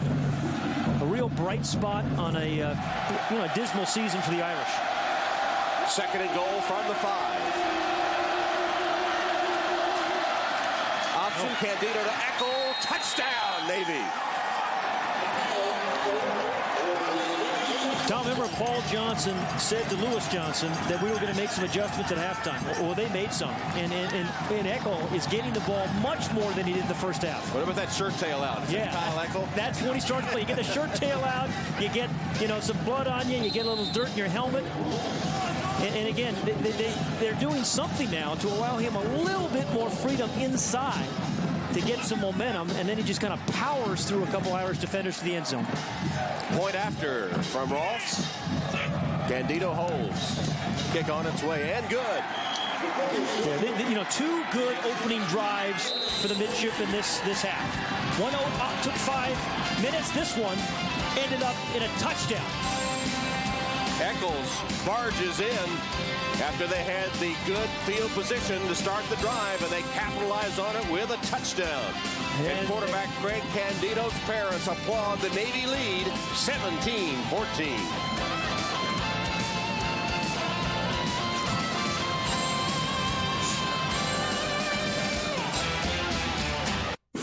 Navy trying to break a 40-year jinx against the Irish. They've lost 39 in a row, and maybe they will break the charm this year. I noticed that touchdown Jesus still signaling touchdown or perhaps field goal, despite your comment of a week ago that he lowered his arms. Be nice. Nice scoring drive there, 40 yards, and 2 good series for the midshipmen this half. Sort of a little pop-up kickoff taken on the fly by Matt Shelton. And Notre Dame will get it beyond the 30-yard line, yeah. So the short kickoff works in Notre Dame's favor. Last year, Notre Dame led Navy 9-7 at the half, and then Navy scored 16 points in the third quarter. Look at the time of possession here in this third quarter. Again, Navy doing exactly what they do, is they outpossess you, and then more importantly, they scored a touchdown. And you just get 2 or 3 fewer opportunities as an offense, so you have to really be judicious about the play calling and execution. Quinn with a fake and a roll to his left, and on target to Clark. Knocked down at midfield, and Notre Dame This is a big test for this young Notre Dame team if they can answer Navy here. You know, he has been wide open. When I say he, Jared Clark, number one, about 5 times on this exact same route. One time he was underthrown, and then a couple times Brady Quinn couldn't get him the ball. But Bill Dietrich keeps coming back to it, just like he kept coming back to the fade by the goal line. But Jared Clark on that crossing route makes his 3rd catch of the day. Former quarterback at Cardinal Mooney High School in Sarasota and a quarterback at Notre Dame before being switched to tight end. Julius Jones spinning away from one tackler and lowering his head. A nice determined run by Julius Jones, who has gained over 100 yards today. Eli Sanders, the safety, the tackle. Well, from Attica, Indiana, number 33, Josh Smith doesn't miss many tackles. Leading tackler on the team, but, you know, Julius Jones in the open field makes a lot of people miss. How many people you tell me had at the games today? 60. And Attica only has about 3,000. Yeah, who's minding the store? No traffic in Attica today. Jones with a seam. He bursts through it to the 30-yard line. Tackled again by Sanders, but not before a big gain by Julius Jones. Good blocking, and he was through that hole in a nanosecond. You're right, maybe even quicker than that. Jamie Ryan, number 51, the right guard, does a real good job of blocking right through here the hole. Watch as he got Molinaro, number 7. He kind of seals his guy off. Jamie Ryan pull and hits his man. Big crease there for Julius Jones. So, just inside the 30-yard line. And already inside the final 5 minutes of the 3rd quarter. Julius Jones picking his way forward for a short gain. Julius Jones. And Notre Dame keeps this drive going. They've seen Navy come back to take the lead, and now they're trying to answer. Yeah, Tom, just kind of want to finish the story a little bit about Ryan Harris. You know, as he came here as a practicing Muslim, you know, Tyrone Willingham really, you know, told him about some resources here in South Bend where he might feel a little bit more comfortable. And he has. He's felt very comfortable, even though, as we know, it's an Irish or a Catholic campus. But he's found his way here very well, and he's going to turn out to be a great offensive lineman. And, of course, awkward moments sometimes these days and these times as Josh Smith, the walk-on fullback, makes the reception, tackled by Vaughn Kelly. And just to wrap it up with Ryan Harris, awkward moments in these times for those of the Muslim faith sometimes. And he said the Islam that he practices, he believes in, is an all-accepting faith, and that what the kind that espoused by the terrorists is something completely different that he doesn't understand at all. He's an impressive, well-spoken young man. Incredibly impressive. And, you know, Ramadan, you know, posed him a few obstacles a few weeks ago. You have to fast from sun up to sundown, and he had his own special ways of observing. Rashawn Powers-Neal with his first carry of the game, the fullback. You know, Tom, you mentioned, hey, this is an important series to see how they respond. Well, thus far, they've responded pretty well. You know, running the ball, throwing the ball. You saw Josh Smith catch that ball in the flat, 8th catch of the year in the fullback position. You expect that in the West Coast offense. Those fullbacks catching the ball in the flats, the tight ends getting worked in. We've seen that from Jared Clark. 2nd and 7 from the Navy 12. Handed to Jones.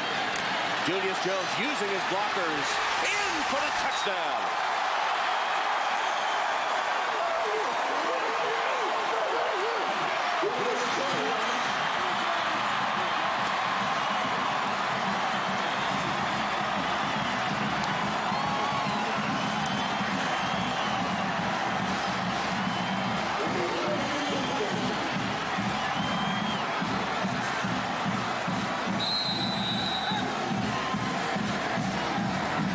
Freshman Brady Quinn directing an impressive drive by the Irish. Julius Jones with a finishing touch, and now the point after.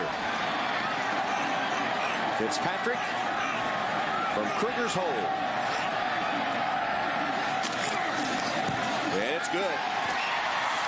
You know, it's a good offensive series for Julius Jones, but Tom, a great offensive series for the offensive line for Notre Dame. And the wide receivers, too, and fullbacks blocking. Right here, the fullback, Powers-Neal. And Raymond McKnight, number 5, does his job and allows Julius Jones to do what he does so well.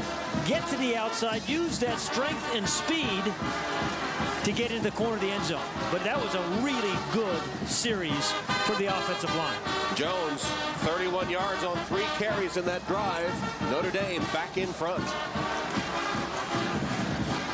To the touchdown moment ago by Julius Jones. Watch his right foot. It steps out of bounds. Now, you can't tell where the ball is, but he's out there. I think it's just short of the pylon. Another look at it. Right foot out. I think the ball short. Should have been out about maybe the half-yard line, 1-yard line. But I don't think that was a touchdown, Tom. So the Irish get a break. And believe it or not, Pat, the 7 points in the third quarter by Notre Dame today is a season high. Shocking. Shocking. Prior to that TD, the Irish had been outscored 51-15, 5 field goals in the third quarter this season. And out of bounds on the Fitzpatrick kickoff. So Navy will get it at the 35-yard line, giving us time to call on the screaming fan of the game, the Hall's Fruit Breezers screaming fan of the game. Oh, nice costume, but good young, not enthusiastic enough. You think, Tom? What do you think? Let's go Irish! Come on, I like the outfit. Oh, that's kind of contrived. No, this. Wow. If they haven't won yet, they should. But, yes. I have a feeling that didn't hurt at all. No, they're going to need more than Halls after that.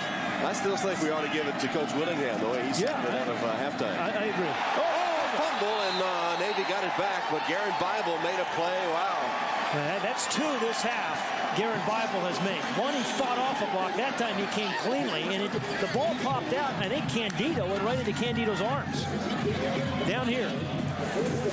And, you know, the second time Jenkins, number 17, he's got to block him. Yeah, he just whiffed on him that time. Paul Johnson, the head coach, is going to, on the tape tomorrow, when they watch tape tomorrow, he's going to get on Emir Jenkins for missing that block. 4 fumbles by Navy today, but again, run to the football. They've lost only 1 of them. Isn't that remarkable? It's amazing what Hustle can do. Is he a prototypical fullback? He is an old-time football player, a throwback player. Yeah, the jersey is out. He was saying that, you know, he's a big John Riggins fan, looking for a poster of John Riggins to kind of hang up in his room. But, you know, the shirt out, just kind of powering through guys. These days, you don't see those power fullbacks much anymore. You think all around the country, other college fullbacks are saying, oh, man. Yeah, well, I'd like to carry the ball 160 occasionally. Yeah. Option again. Pitch. On the corner. Oh, Roberts is thrown back. Again, it's Bible with help from Beckstrom and help from Burrell. There were all sorts of blue jerseys around him that time. Yeah, that's what you want. All sorts of blue jerseys around the ball carrier. But Jason Beckstrom, I think number 9, did a terrific job. All these guys up top, you know, just fighting off blocks. Good play by the corners. Really, you know, much more a tackling game for the corners today than the covering game. So Skaggs with the punt. And Vontez Duff. That's a flag down, an illegal block in the back. Well, he's got a touchdown, but it's going to be called back. Maybe not yet. Maybe not the touchdown, but it looked like an illegal block in the back just as Duff fielded the ball. One would assume it's going to come back. Brazier saved the touchdown, but the flag will nullify the huge return of 50 yards. You know, we were talking earlier in the game, Tom, about what a great year he had a year ago in the return game as a punt, as a kicker. Haven't seen the flash this year. That was the first time. You know, you make that first guy miss. See, Alec, number 24. I don't know. I don't think he really pushed him. I think he took his hands off. I don't think that was a penalty. But here's the flat. That was a clean block there. So I don't know where it was. Wasn't any that I've seen thus far. But, you know, the first time he made the first guy miss, they had a wall set up. I think they called it on Alec, but I don't think he blocked him in the back. All right, so with 30 seconds left in the third, we'll take a break. Notre Dame's ball when we come back. 21-17.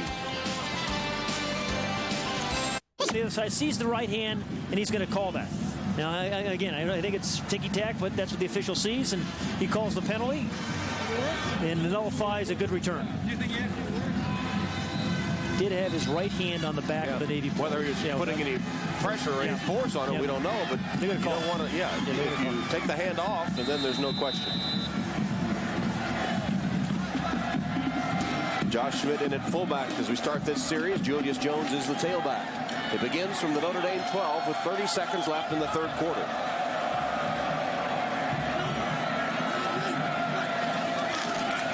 Jones trying to turn the corner.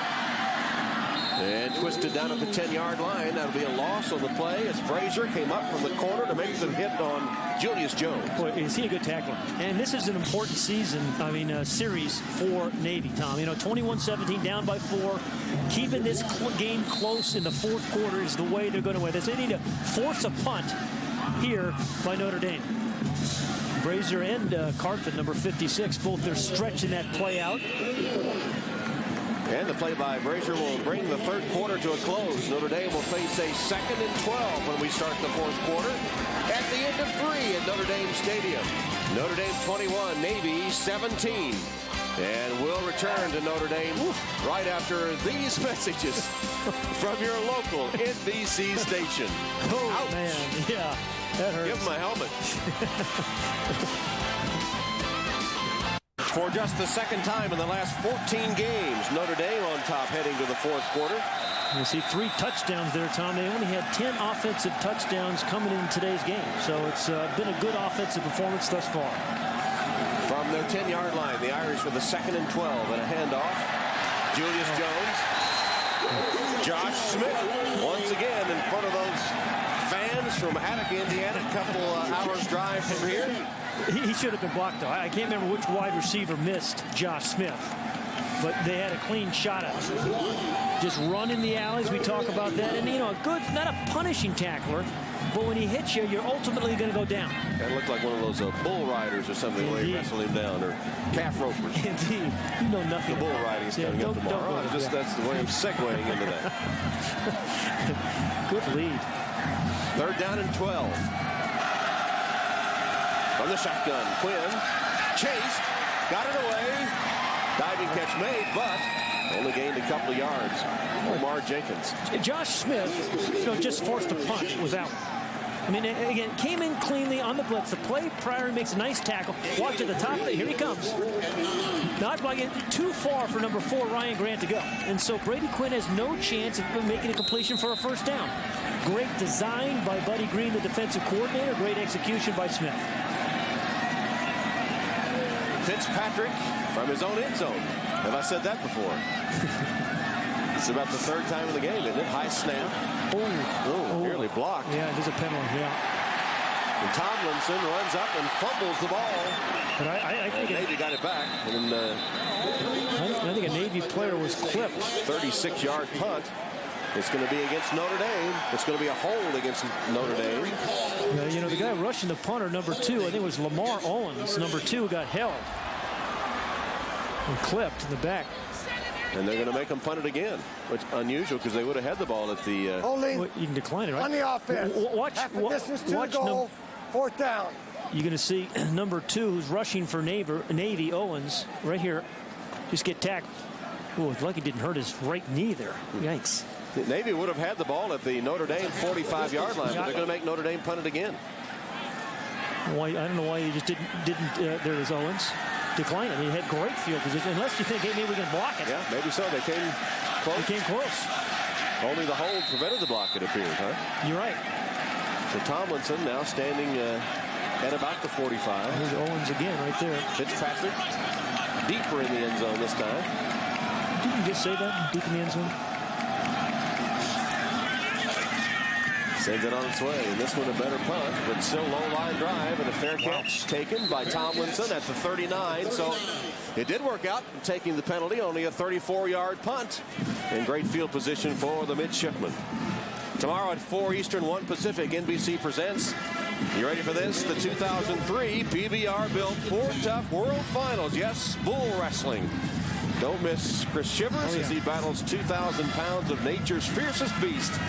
There's $1 million prize at stake, Pat. Yep. It's bull riding tomorrow at 4 Eastern, 1 Pacific on NBC. Oh, Thought I was kidding, didn't you? No, I knew you weren't. Candido keeps. Tries to put on a move and shakes a tackler. He's down to about the 27-yard line and a Navy first down. Quentin Burrell made the saving tackle, but not until Candido kept for 13 yards. He may not be as fast an athlete as there is on the team, but you can't be more determined than Craig Candido is. You know, Roger Staubach was talking to us earlier in the game how he really likes this kid. There's a lot to like about him, both on the football field and off. Good student, 3.0 in economics, and 2 sports star. 370 hitter in baseball. Option. He's keeping it again. Candido banging ahead to the 16-yard line. Another Navy first down. Abby Amiri, the tackle for Notre Dame. Grew up in Florida, dreamed as a young boy of being a Gator. Remember he was telling us? Florida football fan, DeLand High School. He was the 6A Mr. Baseball in the state of Florida. All-state in both football and baseball. Wants to be a pilot, fly jets. He's the winner of the 2003 Thompson Trophy, which goes to the Navy athlete that promotes varsity athletics. And if he wins it again next year, next spring, he'll be only the 3rd in Navy history to do that. The first 2 winners are E.W. Miles, who won it in 1918. Actually, 3 of them before him. Miles in 1918, Roger Staubach, and the Admiral, David Robinson. To a pretty select company, wouldn't it be? Yeah, absolutely. And he's the favorite to do so. Well, and this year, his Candido and his midshipman friends are thinking about a win here at Notre Dame Stadium. They've beaten Air Force, and if they can beat Army later in the year, the first Commander-in-Chief's trophy since 1981. Eckel still churning. A tough 2 yards to the 15. His own number 50, Cedric Hilliard from Notre Dame, kind of picking himself up. Again, that's his guy, the fullback. He and Eckel are dating this afternoon.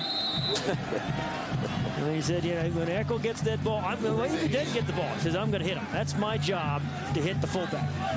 Interesting talking to both teams, Pat, as we did. The mutual respect that they have for each other. And Navy has it for Army, too. They're such fierce rivals, but they're sort of brothers in arms there, but they have the same sort of respect for Notre Dame.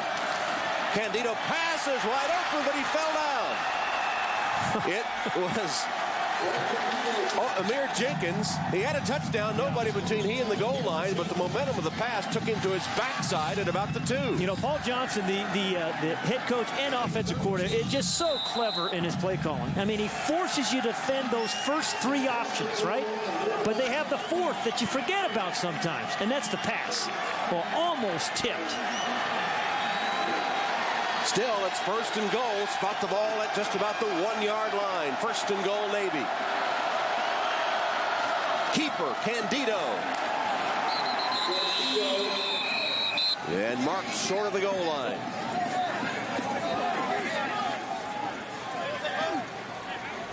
It was number 46, Corey Mays, who hit him first. Abby Amiri, number 95.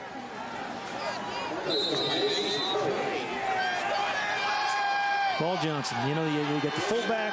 They've run well in the second half. First half, they had to pitch. You know, the quarterbacks come alive the second half, and then that 4th one, the pass, almost for the touch. Inside the 1, 2nd and goal. Keep again. There's Candido. Oh, and a penalty. That's a false start. That's going to cost Navy 5 yards. Well, you know, they had a couple of false starts inside the 5. 5 yards, 2nd down. Boy, yeah, a team that's so disciplined. I think it's the 2nd one I've seen inside the 5. Both guards. Yeah.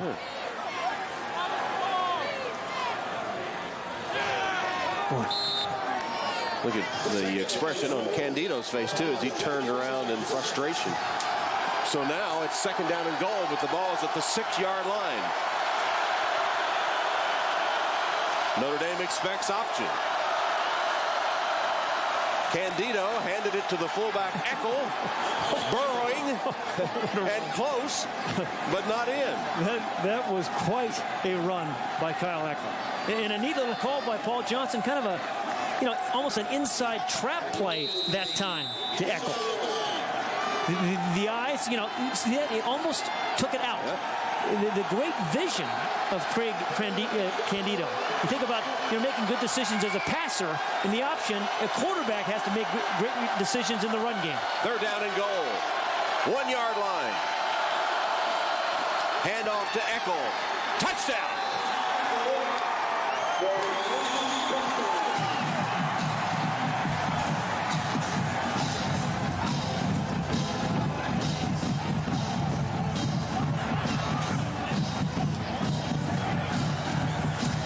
Eckel again powers his way into the end zone, and now the point after attempt from Eric Rolfs.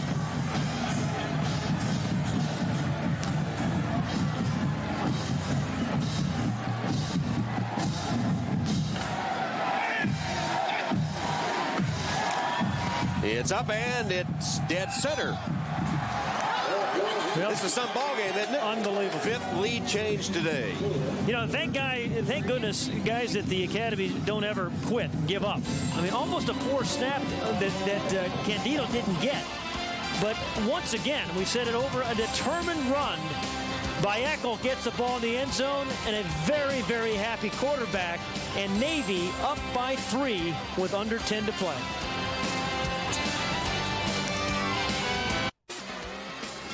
Notre Dame football is brought to you by Adidas Basketball, Forever Sports, by the United States Army, an army of one, and by Dell, flexible enterprise solutions that are easy to buy, easy to own, easy as Dell.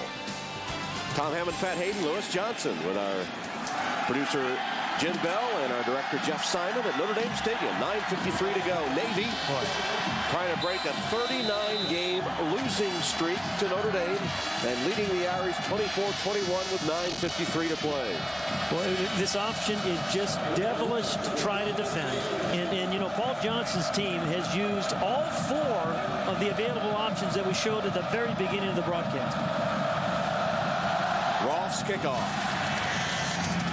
To Vontez Duff.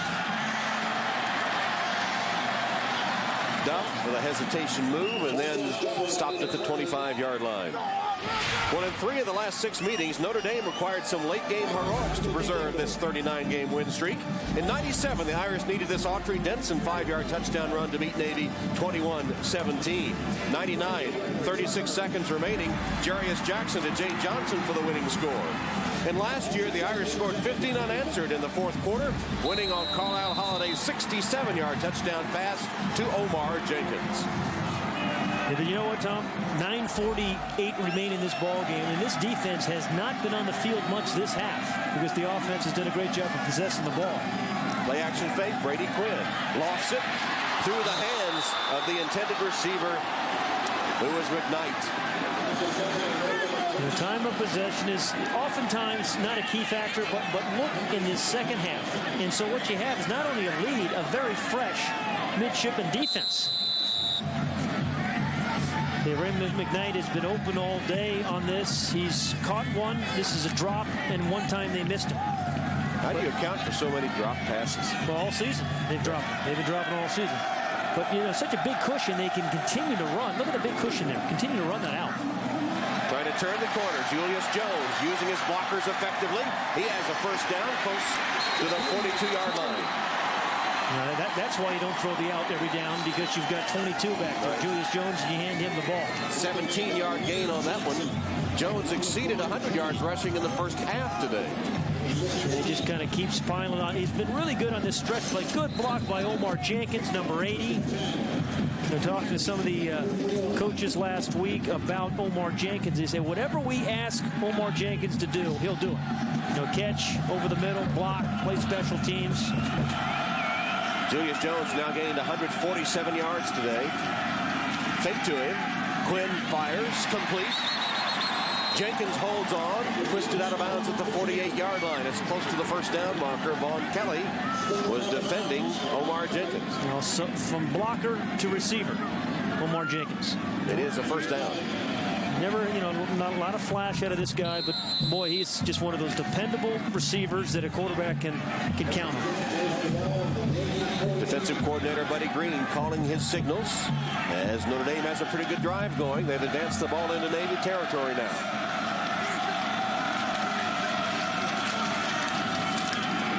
Jones.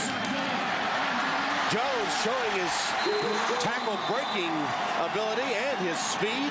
He has a first down to the 35-yard line. Smith and Sanders, the safeties, prevented the touchdown.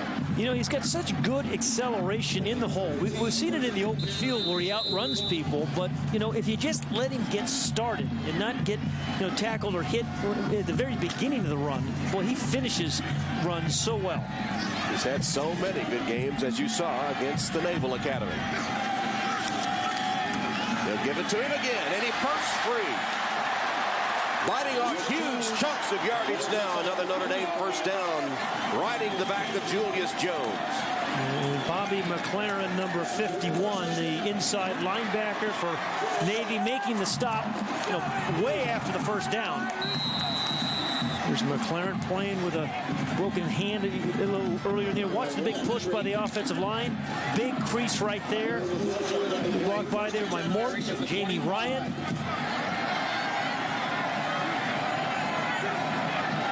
First down play. Again, it's Julius Jones. He's to the 20-yard line. Jones, tackled by McLaren. Bobby McLaren, number 51, again making that tackle. And, you know, we were talking to Buddy Green yesterday about McLaren. He just says, you know, this guy just makes plays that you don't think are possible. Early in the year, broke his hand, played with a big club on his hand. They called it the club. It was a boxing glove covered with hard plastic. Playing now with a softer, that's his left hand. It's still taped up, but they missed 3 games. Blocked a pass against Air Force with that club. Jones, he's been the workhorse on this drive, and he has responded. He is again close to a first down. Eli Sanders again forced to make the tackle as the defensive secondary making the tackles now as the offensive line is blowing people off the ball. And a big collision there between McLaren and the fullback, Rashawn Powers-Neal. Powers-Neal, the lead blocker in that I formation, and Bobby McLaren just could not get through the fullback's block. So, you know, he's out for 3 games, and he said, you know, I was just going crazy. I just did not know what to do with myself when I couldn't play football. Third down in the yard. Quinn keeps, follows his blockers, feet chopping, and close to the first down. I think he crossed that yellow line. We'll see. Isn't that what the plebes do at Notre Dame? Chop? Chop. They have forced to sort of run in place, you know, chop. Navy, yeah. At Navy. Well, West Point too, I think, probably. A lot of chopping going on there by the plebes. And that's what Brady Quinn did right there. That plebe summer is what gets their attention. As several of them told us this week. 50 yards on 5 carries this drive for Julius Jones. Here's the 9th play after the Brady Quinn first down. Mixed up. Quinn keeps it. Hit at the 10-yard line. I don't know what went wrong there, but obviously it was a foul up. But, you know, he did the smart thing. As soon as you miss that handoff, just run where he was supposed to be, or supposed to run. And hopefully there's still a hole there. That's the point of attack of the blocking, so you try to take advantage of it, huh? Indeed. Inside the 20 twice today, and responding with 2 TDs. Julius Jones only 4 yards short of 200. Here he is. And you can subtract some yardage from his total now. Wow. They were ready for him. Vanek and Brazier came up. Jackson was there too. Lots of white shirts. Well, maybe the most important down in 39 years for the Navy defense, or flip it over to the Notre Dame offense. Because with 5:44, if you know, Notre Dame may not see the ball again the way Navy possesses it on offense. So an absolutely critical down for Brady Quinn and his Irish offense. And interesting, Julius Jones now out of the game. Ryan Grant in at tailback. He's the better receiver, and he's been a very good pass blocker. It's 3rd down and 8 from the shotgun. Blitz coming. Quinn for the end zone. Overshot his man. Is wide open. It was Jenkins. Yeah, and Jenkins is kind of kicking the ground. Yeah, because kicking the tuba because he was open, and those are the plays you just have to make in situations like this. Right down here in a little corner out, front of the end zone, back of the end zone. just a little bit too much air. And again, you know, we said it last week, you got to keep the ball in play, right? Keep the ball in the field of play. So on 4th down, it's a Fitzpatrick field goal attempt. 30 yards. He missed from 51 and 43 earlier. 30-yard attempt on its way, and it is up, and it is good. Fitzpatrick with a field goal to tie the game at 24. Big finish coming up here at Notre Dame Stadium with 5:10 remaining. The Fitzpatrick field goal has made it a 24-24 game. Willingham says, let's get after it. Tie game.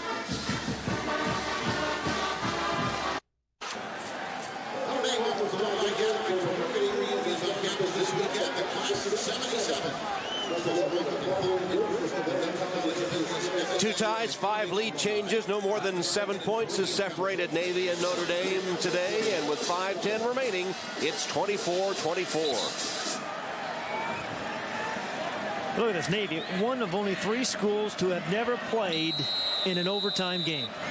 Unbelievable. May see one today. North Texas, Tulsa, and Navy.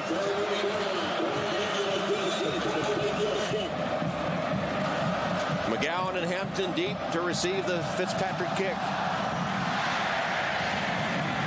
This is Hampton.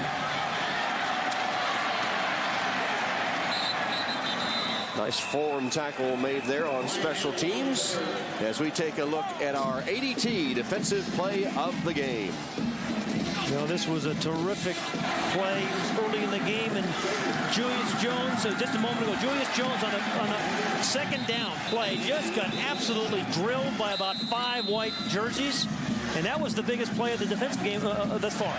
After he had such a great drive, he gained over 50 yards on the drive, too. So is he over the 200-yard mark? No, he's at 194. That took him back after he lost yardage. So Navy takes over at the 27-yard line. Boy. Candido swarmed under. I'd say number 60 for Notre Dame, Darrell Campbell. Just as soon as the ball was snapped, Shane Todd, the center, had no chance. I mean, he knew the snap count it looked like. Well, watch right in here. 8 of 2. He got that rolling start. I mean, again, lucky there wasn't a fumble. And then Tuck got a piece of him despite being blocked by Eckel. Still 2-yard gain for Candido. Lucky to have made that. Option. Candido to the 35-yard line. It's going to be 3rd down and a couple of yards for Navy. Yeah, and the way Paul Johnson calls the game, he may be thinking, I've got 2 downs to get these 2 yards. Boy, I don't know. At that spot of the field. Well, I know. 4 minutes left in the game. You may not get it back. Well, first you worry about 3rd down, right? Yeah. The play is in from the sideline. 3rd down and 2.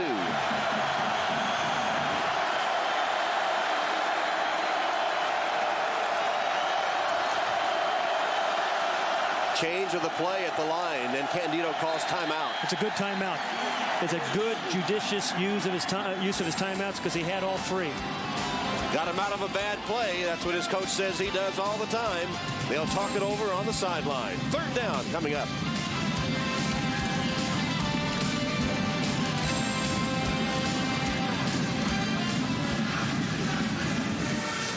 Can you get that camera in there? I guess you can't get it in his face, can you, Paul Johnson? So we don't know what he's talking about. Forgot this was an arena. No, you didn't. You wish this would have been mid-first quarter. We're in 24-24.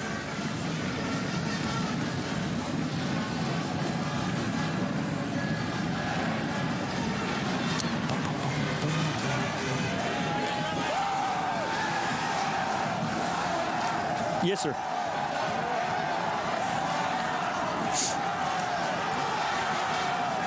Yep. What are they on today on 4th down? Do we have that? How many times have they gone for? What have they made? What's the deal? 4th down. Excuse me, I got it right here. They're 2 for 3 on 4th down today. 2 for 3 on 4th down. What percentage is that? Got it.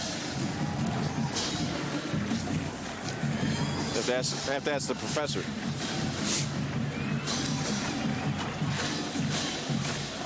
Okay.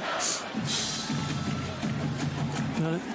at the end of what could be a really good and historic day.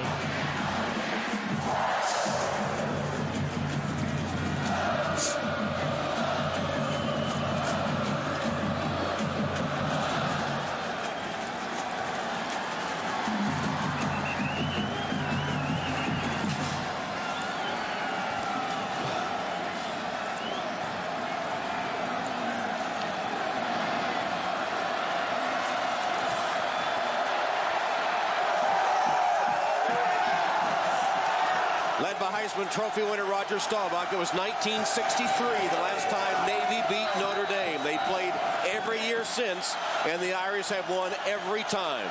It's tied here at 24, and Navy has a 3rd and 2. Oh, fumbled snap, false start. Boy, another once again critical time for a false start. Twice inside the 5, and with under 4 minutes in the game. Snap.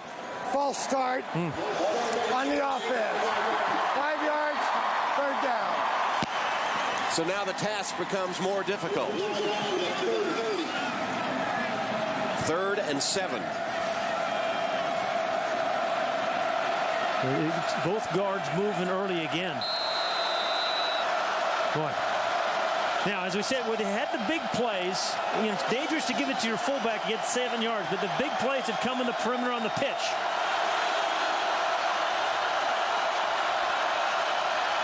Candido rolling to pass. Throwback. They've got the 1st down. Out of bounds is Jenkins after picking up the Navy 1st down. Paul Johnson again to his bag of tricks. It goes for 17 yards. Isn't that a thing of beauty? I mean, a terrific call. It doesn't have to be a bomb down the field to be an effective play. In comes Amir Jenkins, number 17, who usually lines up wide. This time he lines up as a tight end. Easy throw for Candido, away from all the flow, and a 1st down. Beautiful call and execution. Now from their own 48. Clock down to 3:43. Candido running up and down the line to change the play. 5 seconds to snap it. Got it off. Pitch. Lane. Got 6 yards before Burrell knocked him out. Again, from Notre Dame, and Kent Baer, the defense coordinator, he knows the way that Navy possesses the ball, our offense may not get the ball back. So we can't allow them to get in position to attempt a field goal. Timeouts left. You see right down here. Notre Dame has all 3. Navy with 2. There's Kent Baer, the defensive coordinator. They need a negative play. Candido option to Eckel. Courtney Watson and others throwing him back. Okay, when Kyle Eckel goes into the locker room today, he's going to take off his jersey, number 32, and then an imprint on his shoulder pads, he's going to see number 33, because Courtney Watson has tackled him every time he's touched the ball, or hit him every time. And to repeat what you said earlier, the idea is to tackle him whether he has the ball or not. Yeah, they don't know. Yeah, exactly. And he doesn't know if he's getting it or not. 3rd down and 4. Candido again changes the play.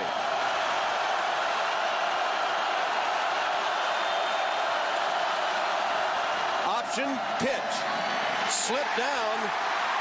Roberts lost his footing and looked like he was about to be tackled anyway by Bible. Yeah, Bible, he got burned in the one long run, but Bible, since that play, has played the option pretty well. Number 26 in blue, fights off the wide receiver block. He forced him to cut inside. That's why he slipped, but he was forced inside because of the play of Bible. Lost a yard. It's 4th down and 5. I think they should punt the ball here. I think if they get the game into overtime, right now they have a better kicking game, and they're going to punt it.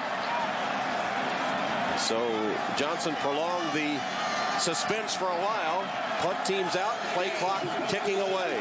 1 to go, and they got it away. A high snap. Skaggs. Duff. surrounded, escaped momentarily, then taken down at the 15-yard line. 7-yard return of a 40-yard punt, and Notre Dame will take over at its own 16-yard line in a tie game with 1:54 left and a freshman quarterback at the helm. Yeah, Brady Quinn probably had lots of wins late in the game in his high school career in Dublin, Ohio. A different scenario here. And the thing here, with 1:54 remaining and all 3 timeouts, you can still run the football. And run it successfully they have, with Julius Jones approaching 200 yards on the ground. Yeah, because he can gobble up 20 and 30 yards at a time. It is to Jones, trying to turn the corner and has some room. Cut back, Jones. A 9-yard run on first down. Should be at the line of scrimmage. Vanek, the tackle for Navy. They are at the line of scrimmage and ready to go as Brady Quinn, the freshman, runs the hurry-up offense. From the shotgun, Quinn stands in the pocket, now runs away and flips it complete. Short pass to Jones, who does have the first down. That'll stop the clock momentarily. The one thing that Brady Quinn has done better today than we've seen the last 2, he has not forced the ball. They bring in Ryan Grant, a little better receiver out of the backfield. That's another great day for Julius Jones against Navy. His final appearance against the midshipmen. Navy's happy about that. From the 27, first down. Quinn winds up and is hit just as he releases it by Josh Smith. Josh Smith, he was so good. He tried to go the easy route on the outside on the blitz. That was taken away, so then he takes the hard route inside. Clobbers, a couple of Irishmen gets clobbered by his guy, Lane, and then, lucky Brady Quinn didn't fumble this ball. Oh, what a game Josh Smith has had. We watched a bunch of tape of him, Tom, and he was around the ball seemingly every time the opponent had a ball. Too slow to play at a Division I school as a running back after setting all sorts of records here in Indiana. Found his niche at Navy. Clock stopped at 1:09. Second down play. Quinn swings pass. Blockers in front to Julius Jones. Jones dodging his way, ducks out of bounds. He's at the 33-yard line. Vaughn Kelly escorted him out of bounds. Stops the clock at 1:03. Just another way of trying to get Julius Jones in the open field. Little swing pass. They haven't been terribly successful doing that this year, but got him in the open field. Did a nice job of getting the ball out of bounds. But critical third down now for Brady Quinn. Third down and 3.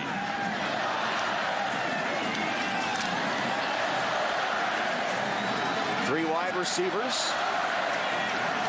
Julius Jones, the setback. Give it to Jones. He's got the first down, and Jones off to the races, down to the 45-yard line. First down, Notre Dame. Eli Sanders tackled him there. The clock stops as they move the chains. Jones continues to add to that rushing total. Limps off. 200 yards plus today. He's 214. 214 and 31 carries. 52 seconds. Quinn, first down pass. Slant route to Grant. He has it at midfield, tackled by McLaren. And Notre Dame takes a timeout. Their first timeout of the second half. Stops the clock with 42 seconds remaining. 24-24 in the Irish driving, now in Navy territory with 42 ticks left.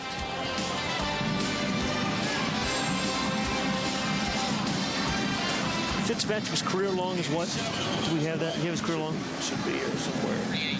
38, which means they need to be on the 21,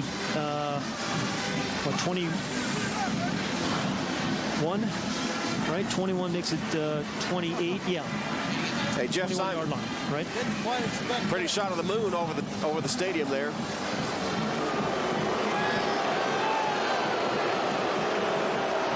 Yep, yeah.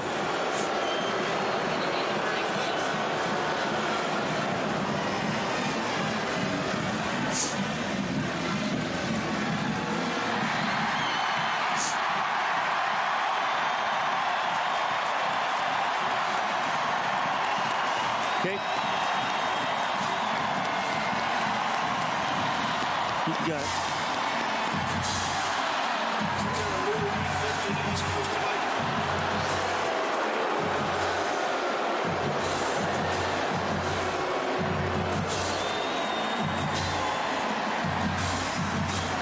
Pat. Yeah. Okay, the trainer spatted Julius Jones' left ankle. They've got tape on the outside of that left ankle around that shoe. Okay? Thank you. Thank you. All right.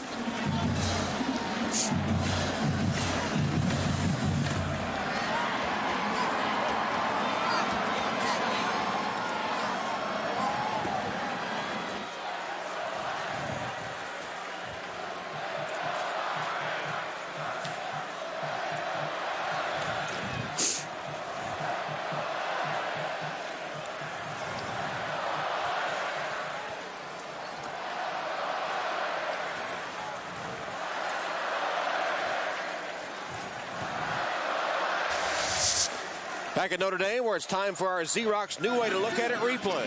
Yeah, and Eddie Cartha, number 56. This was earlier in the ball game. He just did everything right on that play. Almost intercepted the handoff. Our Xerox new way to look at it replay. And another good game for their co-captain.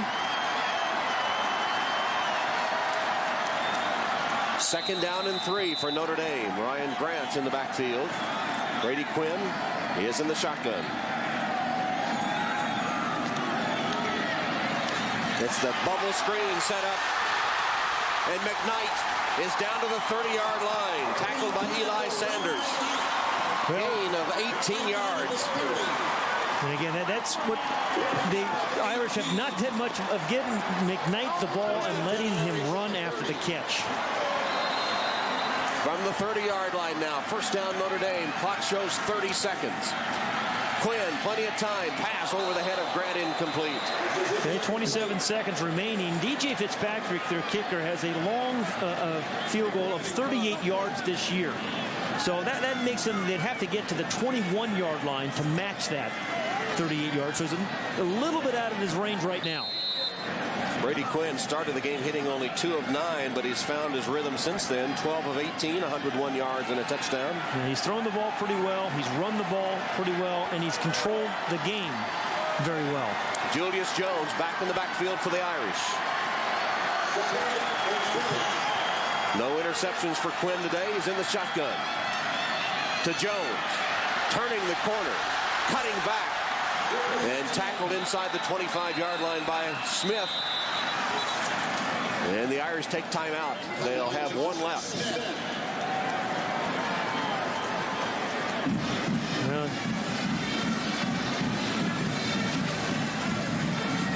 Nicholas Setter remains sidelined by injury, so Fitzpatrick has had his problems. There's a block by Florida State. And then today he missed his first 2, although this one was from 50 yards. Missed another before finally connecting. Third time the charm in that case. And while Seta walks the sideline, Fitzpatrick contemplates what might be a game-winning field goal. He's the walk-on kicker who could get the chance to win it for the Irish. And I don't think there's anything you can say or should say to the kicker. Just stay away from him. Let him think his own thoughts. 20 seconds left. The full moon rising over the rim of Notre Dame Stadium. A lunar eclipse set for the East Coast tonight.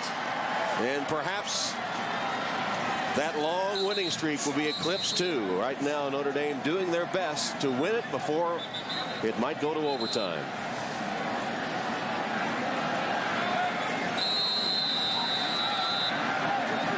Well, one thing, at 3rd and 4, we said as long as it's 38, and that means from the 21-yard line. So it's a little bit longer than that. But I expect a play to Julius Jones, perhaps over the left side. If he doesn't get the first, maybe closer to dead center, the middle of the field. Jones has averaged 7 yards a carry today. Here he is again, center of the field, inside the hashes. Smith the tackle. Short gain. And 4th down. Yeah, they'll let the clock run down to about 3-4 seconds and call the final timeout. And there it is. And Fitzpatrick taking his warm-up kicks from Granger, Indiana, walk-on kicker, thrust into the action by the injury to Nicholas Setta, one of the best kickers in college football. And now Fitzpatrick will get a chance to win it for Notre Dame and keep the long winning streak against Navy alive. It's 39 straight, and Fitzpatrick will line it up with 5 seconds left. 40-yard attempt, which would be his career longest. Indeed. So high drama here between these two respectful rivals in Navy. The long losing streak to Notre Dame. They played their hearts out, as they always do. And now they can only kneel and watch on the other sideline. Notre Dame desperately in need of a victory of any kind. High drama here at Notre Dame Stadium. Fitzpatrick missed from 51, missed from 43, made a 30-yarder. This one, 40 yards to win the game.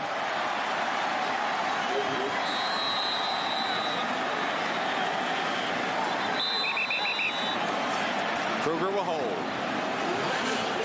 And Navy going to ice him. They call their second timeout. They have 1 remaining. So Tyrone Willingham calling his special teams over. Candido, you see him linking arms here.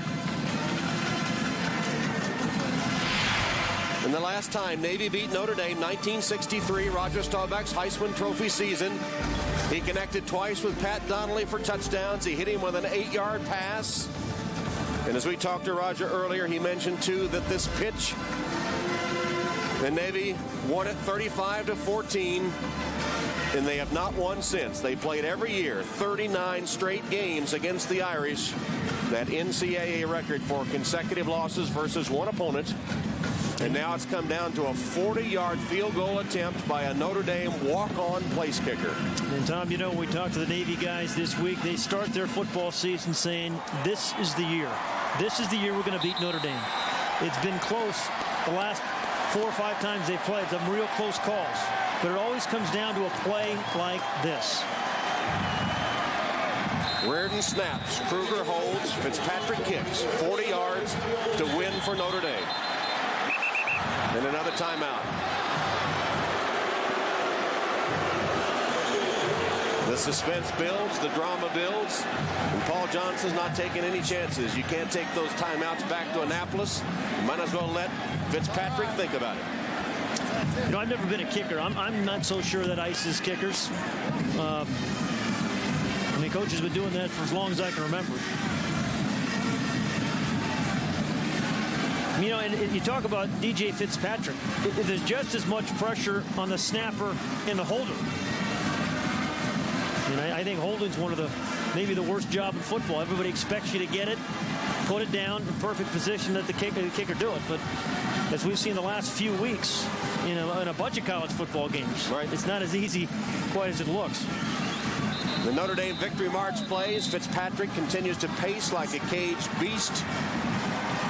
When you've only won 2 games, this wouldn't qualify as waking up the echoes, but still it is high drama.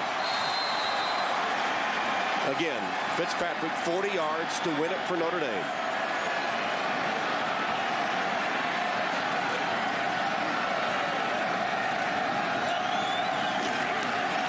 On its way. It is score!